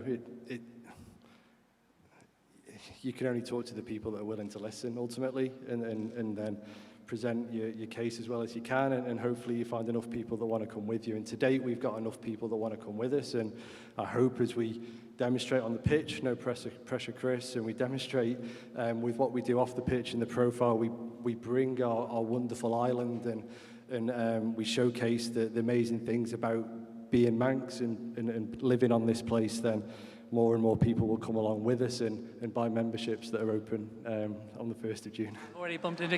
I bumped into Chris about 3 times in town. He's already told me that. Northwest Counties Division 1 Northwest. And it's a bit of a reshuffle? Yes. Yeah. Because it was going to be South, wasn't it? Yes. Does that, what does, I mean, is that going to affect the standard of opposition, or is it literally just from one to the other? It'll be fine. Okay. Excellent. Very good answer. Yes, we may well be in the north, and we may well not be in the north. So we're waiting to hear what we'll be in, but it doesn't matter regardless, because we've been waiting a long time for this. You're going to be in something. Yeah, hopefully. Just finally, an exciting time for Manx football. How do you stage this where the local talent, the best of the local talent, can improve and enhance and play at a higher level without the grassroots game in the Isle of Man potentially going backwards? Or can you not? Has one got to take from the other? I hope not. This is like one of those roadshow questions I had to do 2 years ago.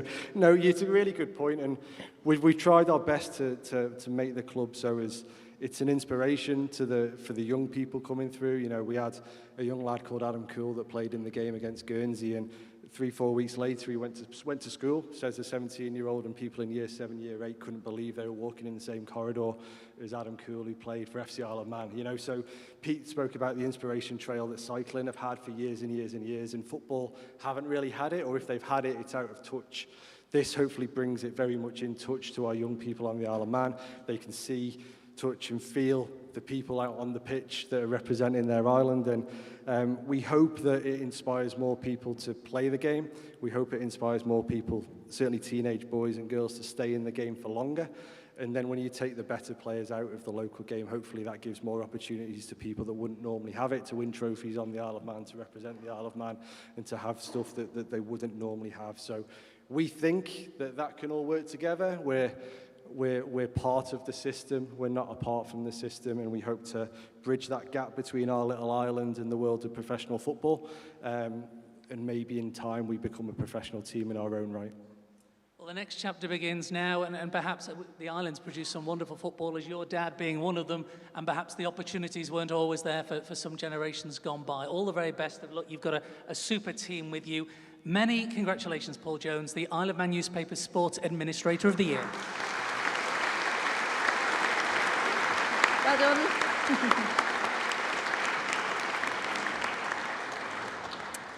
The Isle of Man Ambassador Award is sponsored by the Department for Enterprise. Can Laurie Hooper come to the stage and announce the nominees, please?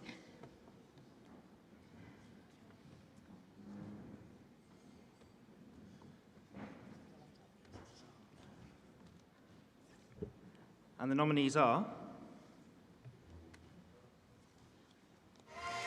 Cyclist Sam Brand.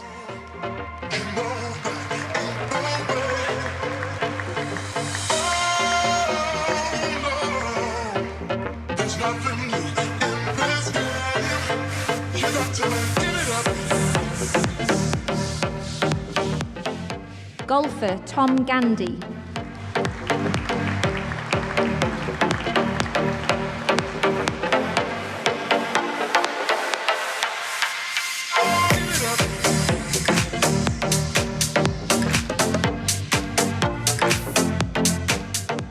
And from athletics, Christian Varley, MBE.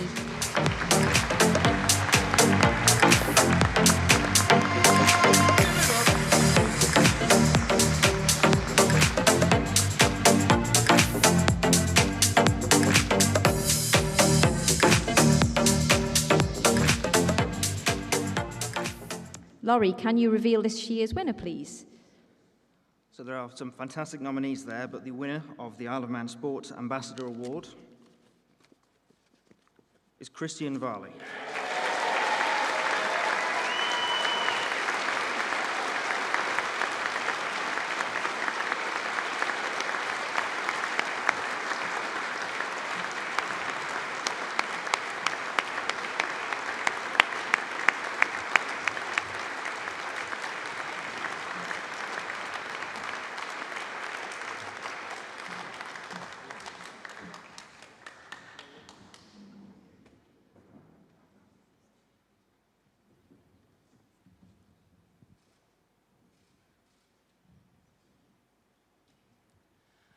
What indeed can be said that hasn't either been said or written about you over the last 12 months? I mean, we knew you're an accomplished all-rounder, but 19 marathons in 19 days. Did you ever, at the start of this, envisage it would have the impact and the reaction it has had, not just island-wide, but much further afield?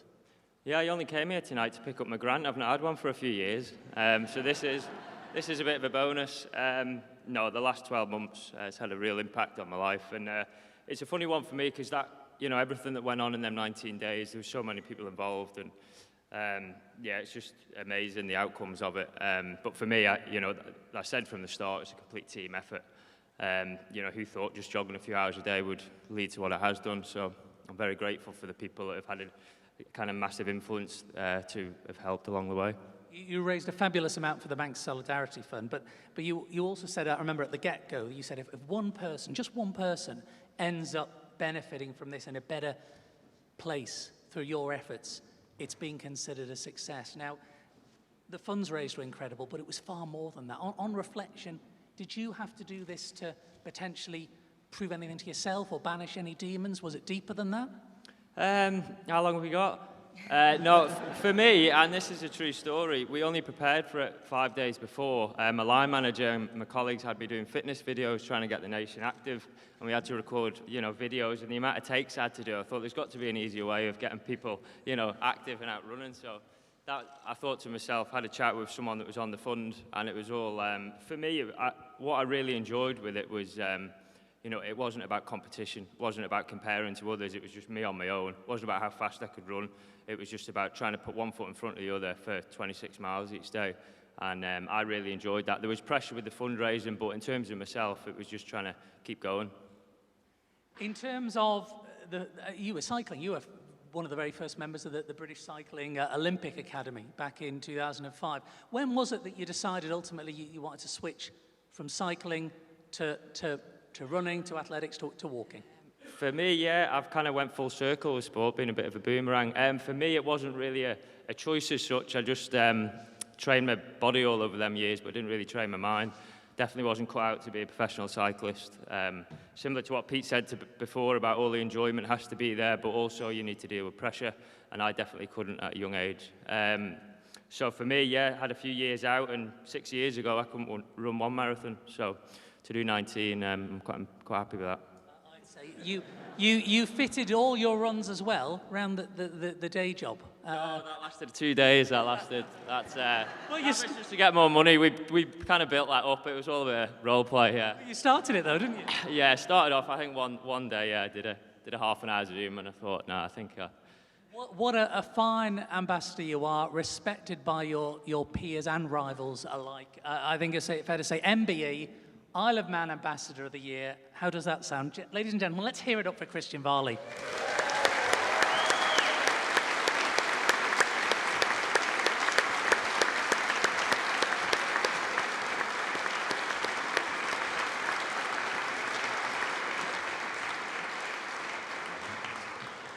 The Veteran Sportsperson of the Year Award, sponsored by Crow Isle of Man this year. Can Phaedra Bird please come to the stage to announce the nominees?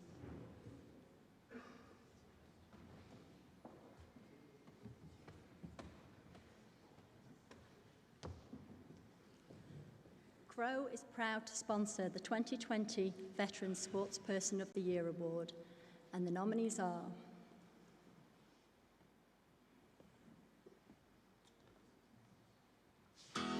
From cycling, Adrian Beale. Don't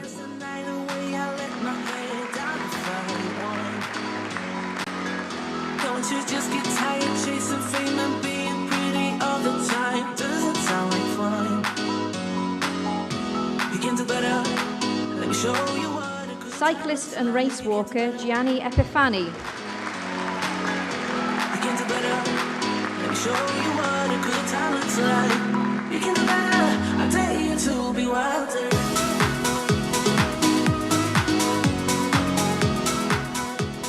From athletics, Andy Fox.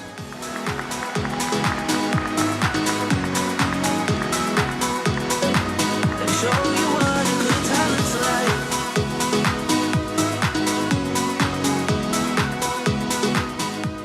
like. Also from athletics, Moira Hall.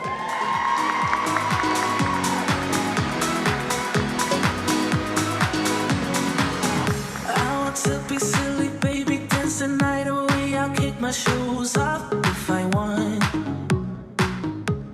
Open water swimmer, Carol Laporte. Being pretty, honey, let's just face it. Baby, let your head down, be a little wilder. Baby, kick your shoes off. You don't have to hide it. Baby, let your head down, be a little. And from athletics, Sarah Webster. I don't fit into your box, beauty queens without no flaws. You can do better, I dare you to be wilder. I don't fit into your box, beauty queens without no flaws. You can do better, I dare you to be wilder. Phaedra, can you announce the winner, please? And the winner is Sarah Webster.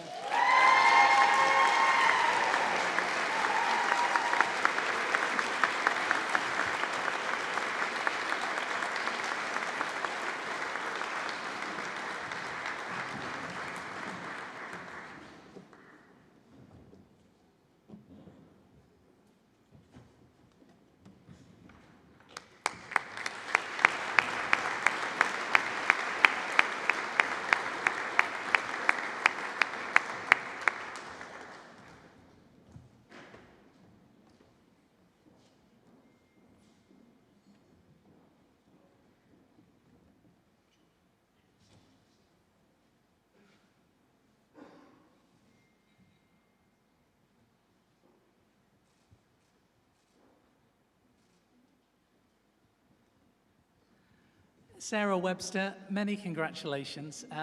Let me take you back to August last year, the marathon. You trained hard, you knew you were aiming what you were aiming for, but in the end, you absolutely blitzed it. A new women's course record, you knocked 8 minutes off the previous time. I mean, what was that like when you actually got your time? It was really good from getting the course record point of view.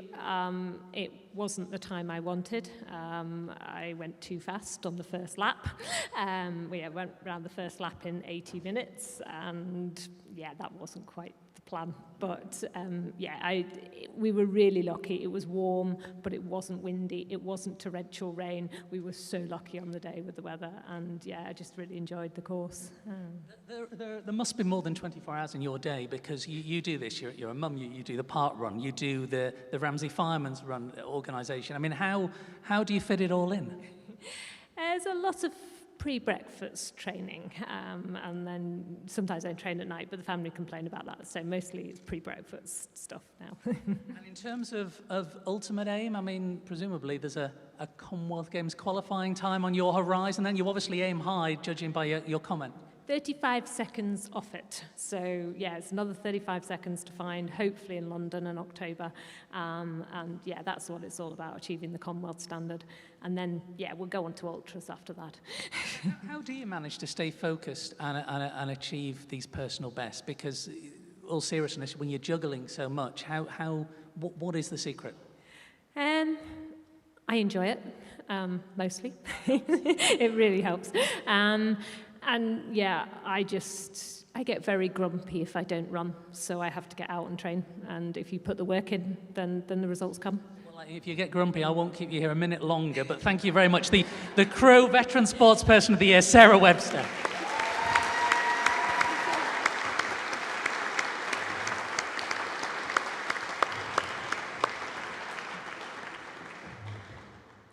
There are no shortlists for the next two awards. The first is our new award, the Laney Cool Courage and Inspiration Award, which recognises someone who has shown resilience and courage and is an inspiration to others in Manx sport. This is to be presented by Laney's brother Marcus. Could you come to the stage, please, Marcus, and tell us who is the recipient of this award?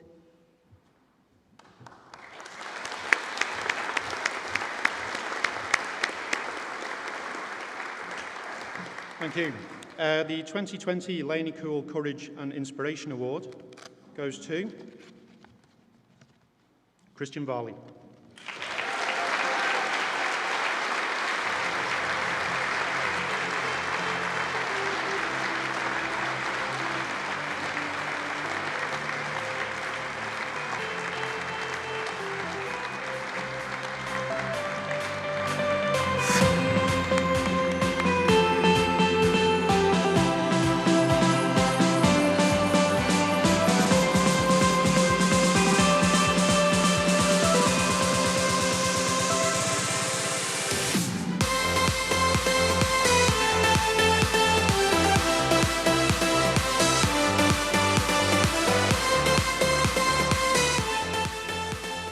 Next one only takes 2 hours, so it'll be fine.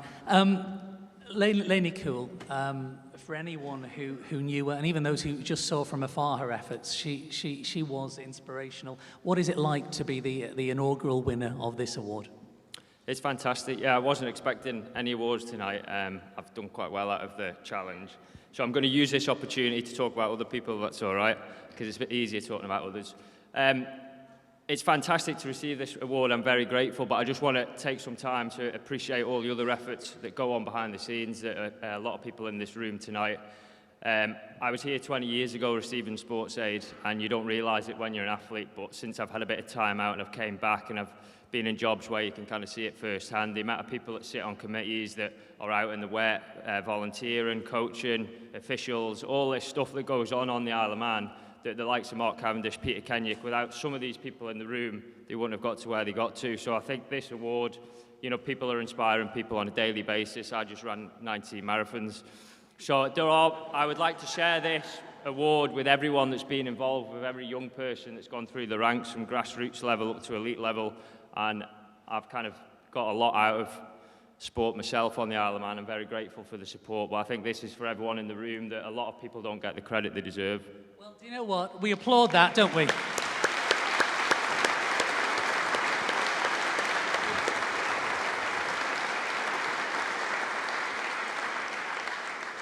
Laney was very modest about her achievements, and you certainly are as well, the same. You speak about other people, and quite rightly, but perhaps you don't realise what a beacon of hope you were to so many people during the pandemic, and I think that needs endorsing one more time, doesn't it?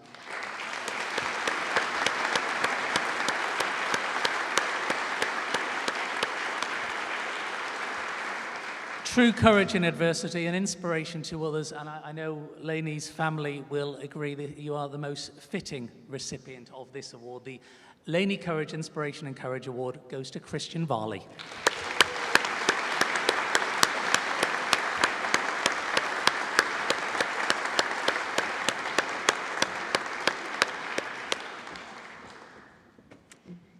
This year's Lifetime Achievement Award is sponsored by Crowe Morgan. Can Hazel Knowles come to the stage, please, to present this award? As I suggested before, there is no shortlist for this award, and every year the choice of recipient gets no less straightforward as the island is blessed with so many outstanding people who dedicate their lives to supporting sport. Okay, and the winner of the Lifetime Achievement Award is Judy Clark-Wilson.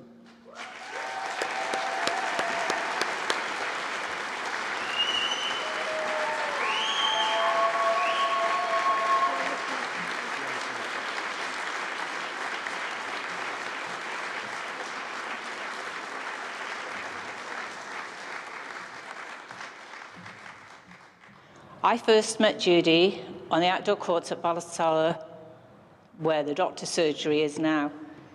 We all played on outdoor courts, and I joined at a good old age of 27. My netballing career began.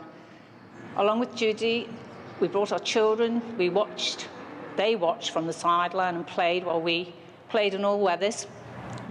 I was lucky and proud to be part of Ballastalla netball team, which soon became a massive part of our lives, with playing, coaching, umpiring, and being part of the netball committee. Winning wasn't everything, but it was important. Judy was enthusiastic, had a very active and motivated attitude to getting things done. She inspired many. She was always there to help and encourage and to help others to take on roles in the netball. A special friend.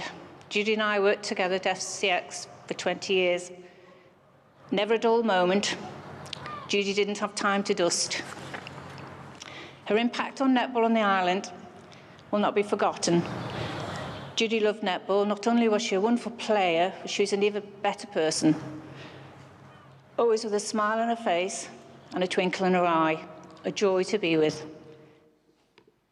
I had the pleasure of knowing Judy for many years, and what a pleasure it was. Judy was involved in our sport in almost every capacity. She was a player, an umpire, a coach, and held numerous positions on the committee.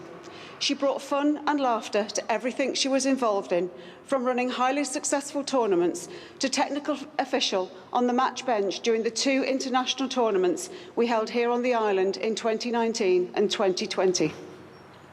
Judy's infectious giggle brought joy to all who worked alongside her. Whenever you wanted to volunteer, Judy was there. Judy launched netball on the island in 1982, and next year Isle of Man netball will be celebrating 40 years. So much has been achieved in that time, and Judy was so much a part of that journey.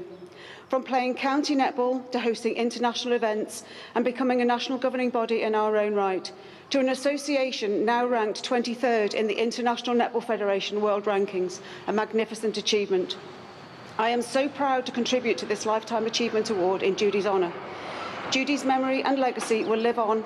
Her dreams and aspirations have become our own, and we promise to keep them.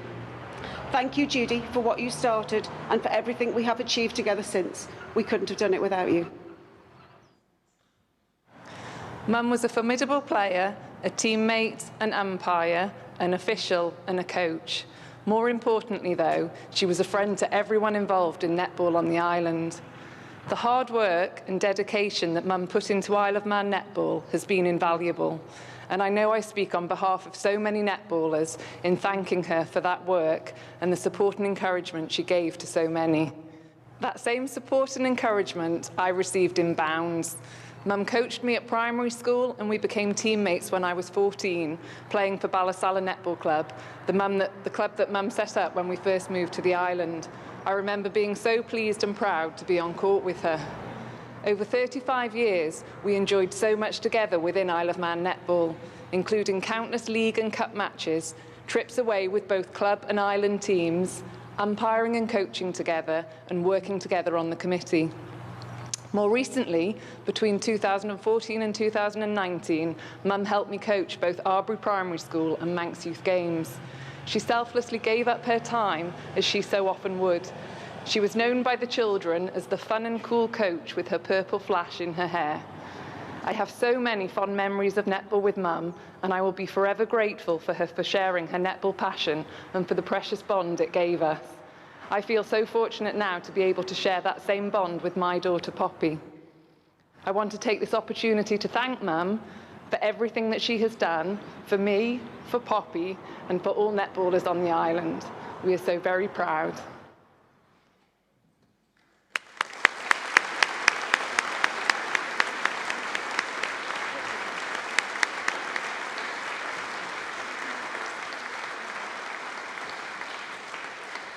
And can I please ask Judy's daughter, Fiona, to come up to the stage?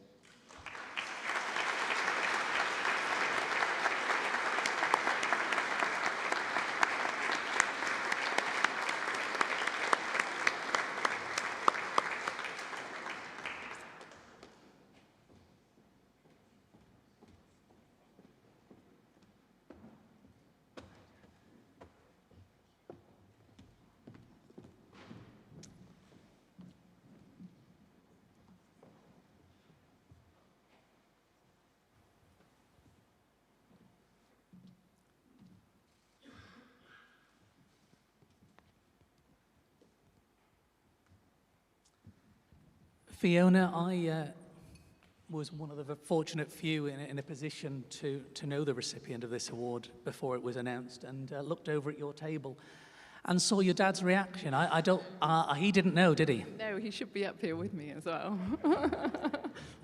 That reaction was priceless. Tell me, we've heard some wonderful tributes and memories of your mum, the netball founder who inspired, encouraged, made people live their dreams through the sport, and it all started, I think, in a school car park with a chat with a few other mums. We've heard about this stalwart of Manx netball, but what about her as a mum? Because listening to you there, she wasn't just your mum, she was your best friend.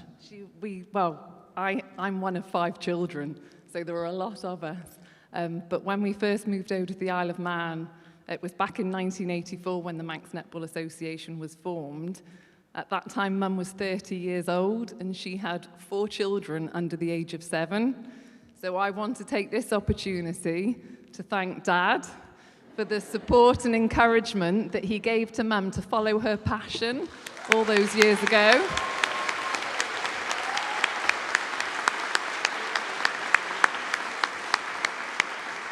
So I remember me and my older sister, Helen, we would, for a very short period of time, we'd be locked in the car while Mum played netball, but that was when we were very, very young. But then when we were old enough, we were allowed out to practice shooting hoops and, for the... And the rest is history. In many ways, from a sporting perspective, the fact that last time I looked, I think the Isle of Man senior netball team were in the top 25 in the world. 23rd, it's gone up. There were more than 1,000 members. In many ways, from a sporting perspective, what a legacy. That's her legacy. Absolutely. So there's over 1,000 members now. There are a few hundred retired members. And I know that there's a phrase that we use in netball a lot, here if you need. And normally it's when you're running down the court and you're here, I'm here if you need. But actually it counts in everything. And Mum, she was one of those people that throughout whatever she was doing in netball, she was always there for people, and she helped. She continued all the way through. Fantastic. Until her passing, were you aware quite what an impact and how instrumental she was to so many people? I mean, you've got a feel for it, but were you aware of quite that scale? I think those of us that are in netball and were close to Mum did know. I certainly don't think that Mum ever knew in her lifetime. She was very, very humble. I wish that she was stood here now. In her own words, she would say that she probably really didn't do very much at all. But all of us involved in netball know that she did an awful lot, and we're very grateful for everything that she has done, because the foundation that she set with others, there were others involved at the very start. And all the way through, it's been fantastic. Great foundation. Well, to your dad, Alistair, Helen, Beth, David, Richard. David's up with my children. They're up at the top there. Sorry, David and Zara and my children are up at the top. So that's my brother David. Yeah. On behalf of all the team here, and I'm sure I speak for everyone in the audience as well, a very special person. And I'm sure wherever she is, she'll be courtside somewhere, looking down, proud as punch at her family and friends and the support she has tonight. You're collecting this award on her behalf. And I want to thank the Isle of Man Sports Council for recognising Mum with this achievement, and for CM Partners, I think, that have sponsored the award. Thank you very much. Indeed. Well, the Crowe Morgan Lifetime Achievement Award for 2020 posthumously goes to Judy Clark-Wilson.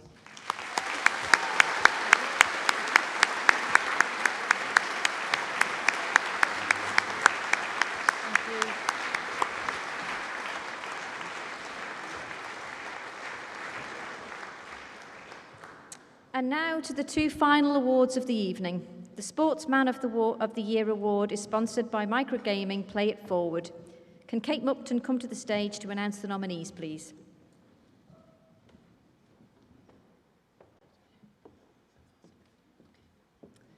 And the nominees are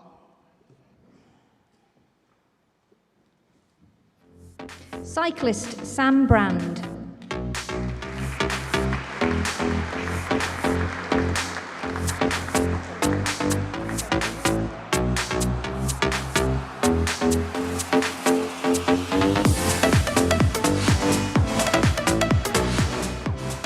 Footballer Niall Cummins.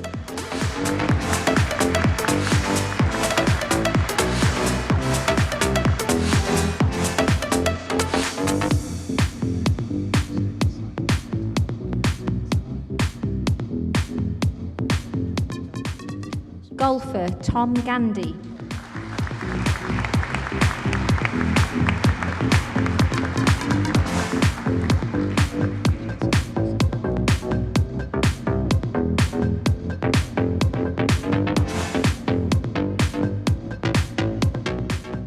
From athletics, Ollie Lockley.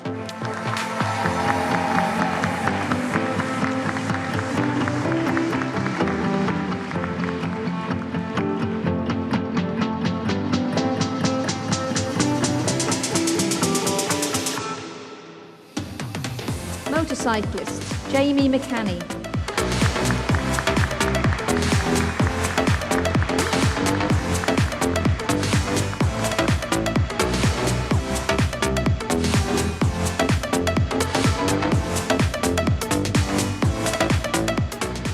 And from athletics, Christian Barley, MBE.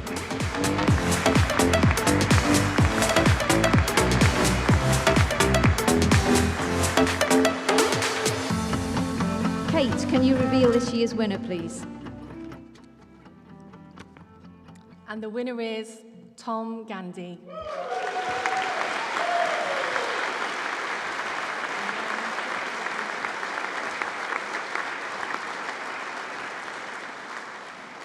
Well, let us hear from Tom now, who is away, but recorded this message for you all this evening. Hey everyone, Tom Gandy here. I hope you're all having a great evening. Sorry I can't be with you. I'm currently in Denmark at the European Tour's Maiden Himmerland Open.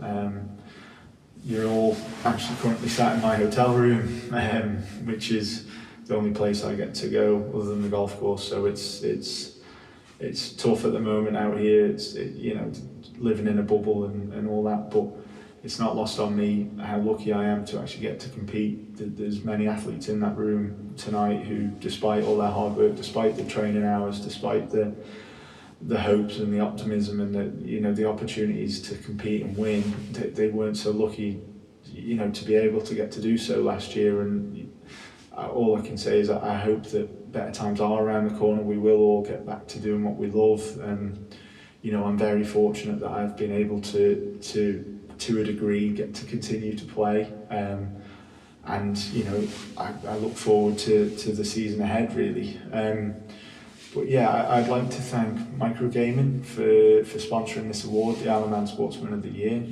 It's an award I've been nominated for in the past. I was very fortunate to win the Isle of Man Sports Ambassador of the Year last year, but to win the Sportsman of the Year award is a great honour. You know, I've been sat in that crowd for 7-8 years that I've been part of Ironman Sport Aid, and I've watched, you know, our best athletes of that time win this award, and you know, the achievements of many of our athletes, you know, are monumental. The talent, the depth of talent, the diverse range of sports, the Ironman really is becoming a great sporting nation, and I'm proud to get to represent our island really. But to be named the Sportsman of the Year really is beyond belief for me. You know, I'm gutted I can't be there to accept the award in person and be on stage to do so, but you know, I hope everybody really does enjoy themselves tonight, because I certainly would be anyway. Yeah, but whilst I'm here, I'd like to you know, thank Ironman Sport and Tower Insurance for continuing to support me. As I say, it's been 7 or 8 years now that you know, I've been lucky to receive the Tower Insurance scholarship through Sport Aid and get to work with the great guys at Ironman Sport. So, you know, it really, everybody there has played a really positive role on my career, and I'm very fortunate to be involved in that. So thank you all for that. I really do mean that. So yeah, I hope everybody has a great evening. I hope you all take care and stay safe. All right, all the very best.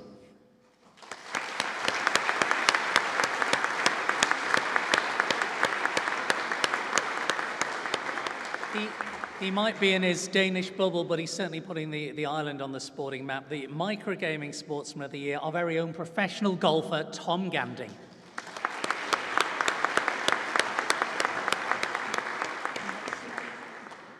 And our final award of the evening is the Sportswoman of the Year. And this is also sponsored by Microgaming Play It Forward. Kate, can you announce the nominees for this award, please? Yeah, sure. So the nominees are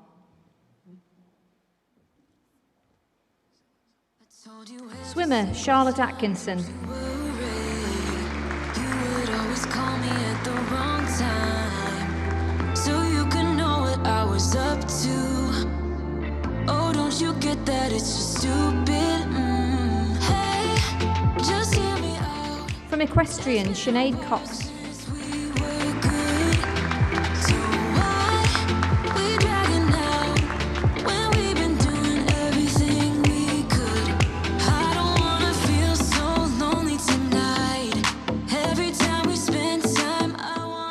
Para weightlifter Kim Dean.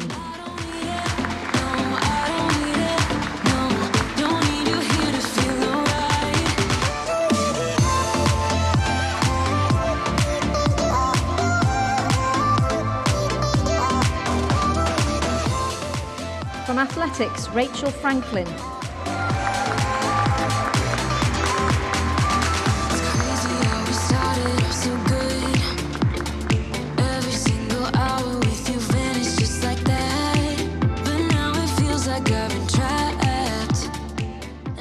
Cyclist Lizzie Holden.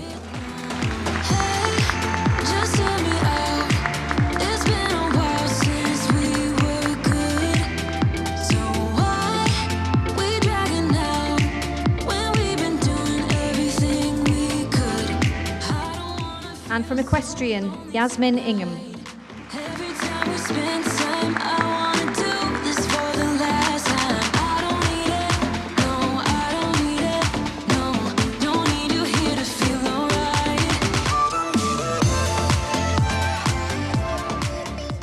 Kate, can you please reveal this year's winner?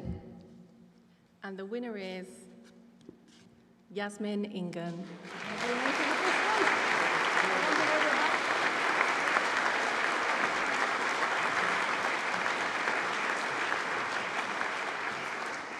Well, competition also dictates that Yasmin can't be with us tonight, such as her schedule, but I guess that merely highlights the level she's now competing at, and after restrictions as well, making up for lost time. But just like with Tom, we did catch up with her ahead of this evening. Hi everyone, so sorry I can't be there this evening. I'm absolutely honoured to have been named the Isle of Man Sportswoman of the Year for 2020, and I'd like to say a huge thank you to Microgaming for sponsoring the award. I had an amazing 2020 despite the interruptions with COVID, winning my first senior British Championship title aboard this horse Banzai, owned by Sue Davies, as well as having several top 10 placings at 4-star level and eventually ending up with 3 horses in the top 5 of the British Eventing 4-star league. It was an amazing achievement to have been recognised and named on the accreditation list for Tokyo 2021, but I'll be working towards my main goal of Paris 2024 Olympics. I'm currently in Cheshire training towards the Under-25 British Championships in 2 weeks. I've got 3 horses competing there, so fingers crossed for some good results. A huge congratulations to the rest of the award winners this evening, and I'd also like to say a huge thank you to Isle of Man Sport for their continued support, along with my family, sponsors and main supporter Sue Davies. I hope you all have a really good rest of the evening, and again, sorry I can't be there.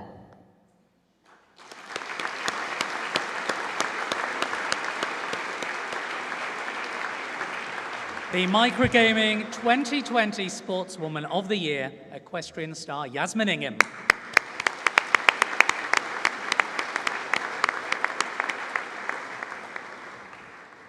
So, we come to the end of our celebration of sporting achievement in 2020, and I thank you all for sharing tonight, whether in person or virtually. I'm so proud to be part of an organisation which plays a part in what we've seen tonight, and which has supported sport in the Isle of Man for the past 50 years. There are many people without whom tonight could not have gone ahead. The Sports Awards Committee, which comprises David Morgan, Andy Varnum, Paul Brideson, John Watterson, Chris Quine and James Davis, and thanks to John and James for their contributions this evening. Thanks also goes to Paul Callow, whose title is Isle of Man Sport Business Administrator, I think, but which would more aptly be called the person who does almost everything. Many thanks go to Chris Quine, who was until recently the Sports Performance Coordinator and who was the person who liaised with all of the athletes and the Sport Aid Committee, and who has sadly recently retired, a great loss to us all. Chris has been replaced by Paul Jones, who will, I am sure, continue to uphold Chris's tremendous contribution to Sport Aid. Thanks also go to the other members of Isle of Man Sport, Karen Reardon, Andy Fox, Stephen Crugine, Tim Leeming and John Whiting, whose very hard work in all areas ensures that the support structure for island sport continues on a daily basis. Thanks also to the Villa Marina staff, to the Palace Hotel for the food tonight, and to Duke Marketing and Microgaming Play It Forward, who have made tonight what it is. Thanks also to our guest of honour, Peter Kenyuk, MBE. Finally, thanks to all our athletes and all those who play a part in their sporting journeys, all of which makes this annual Sports Award another reason for being proud to be part of the Isle of Man. Please stand for our national anthem.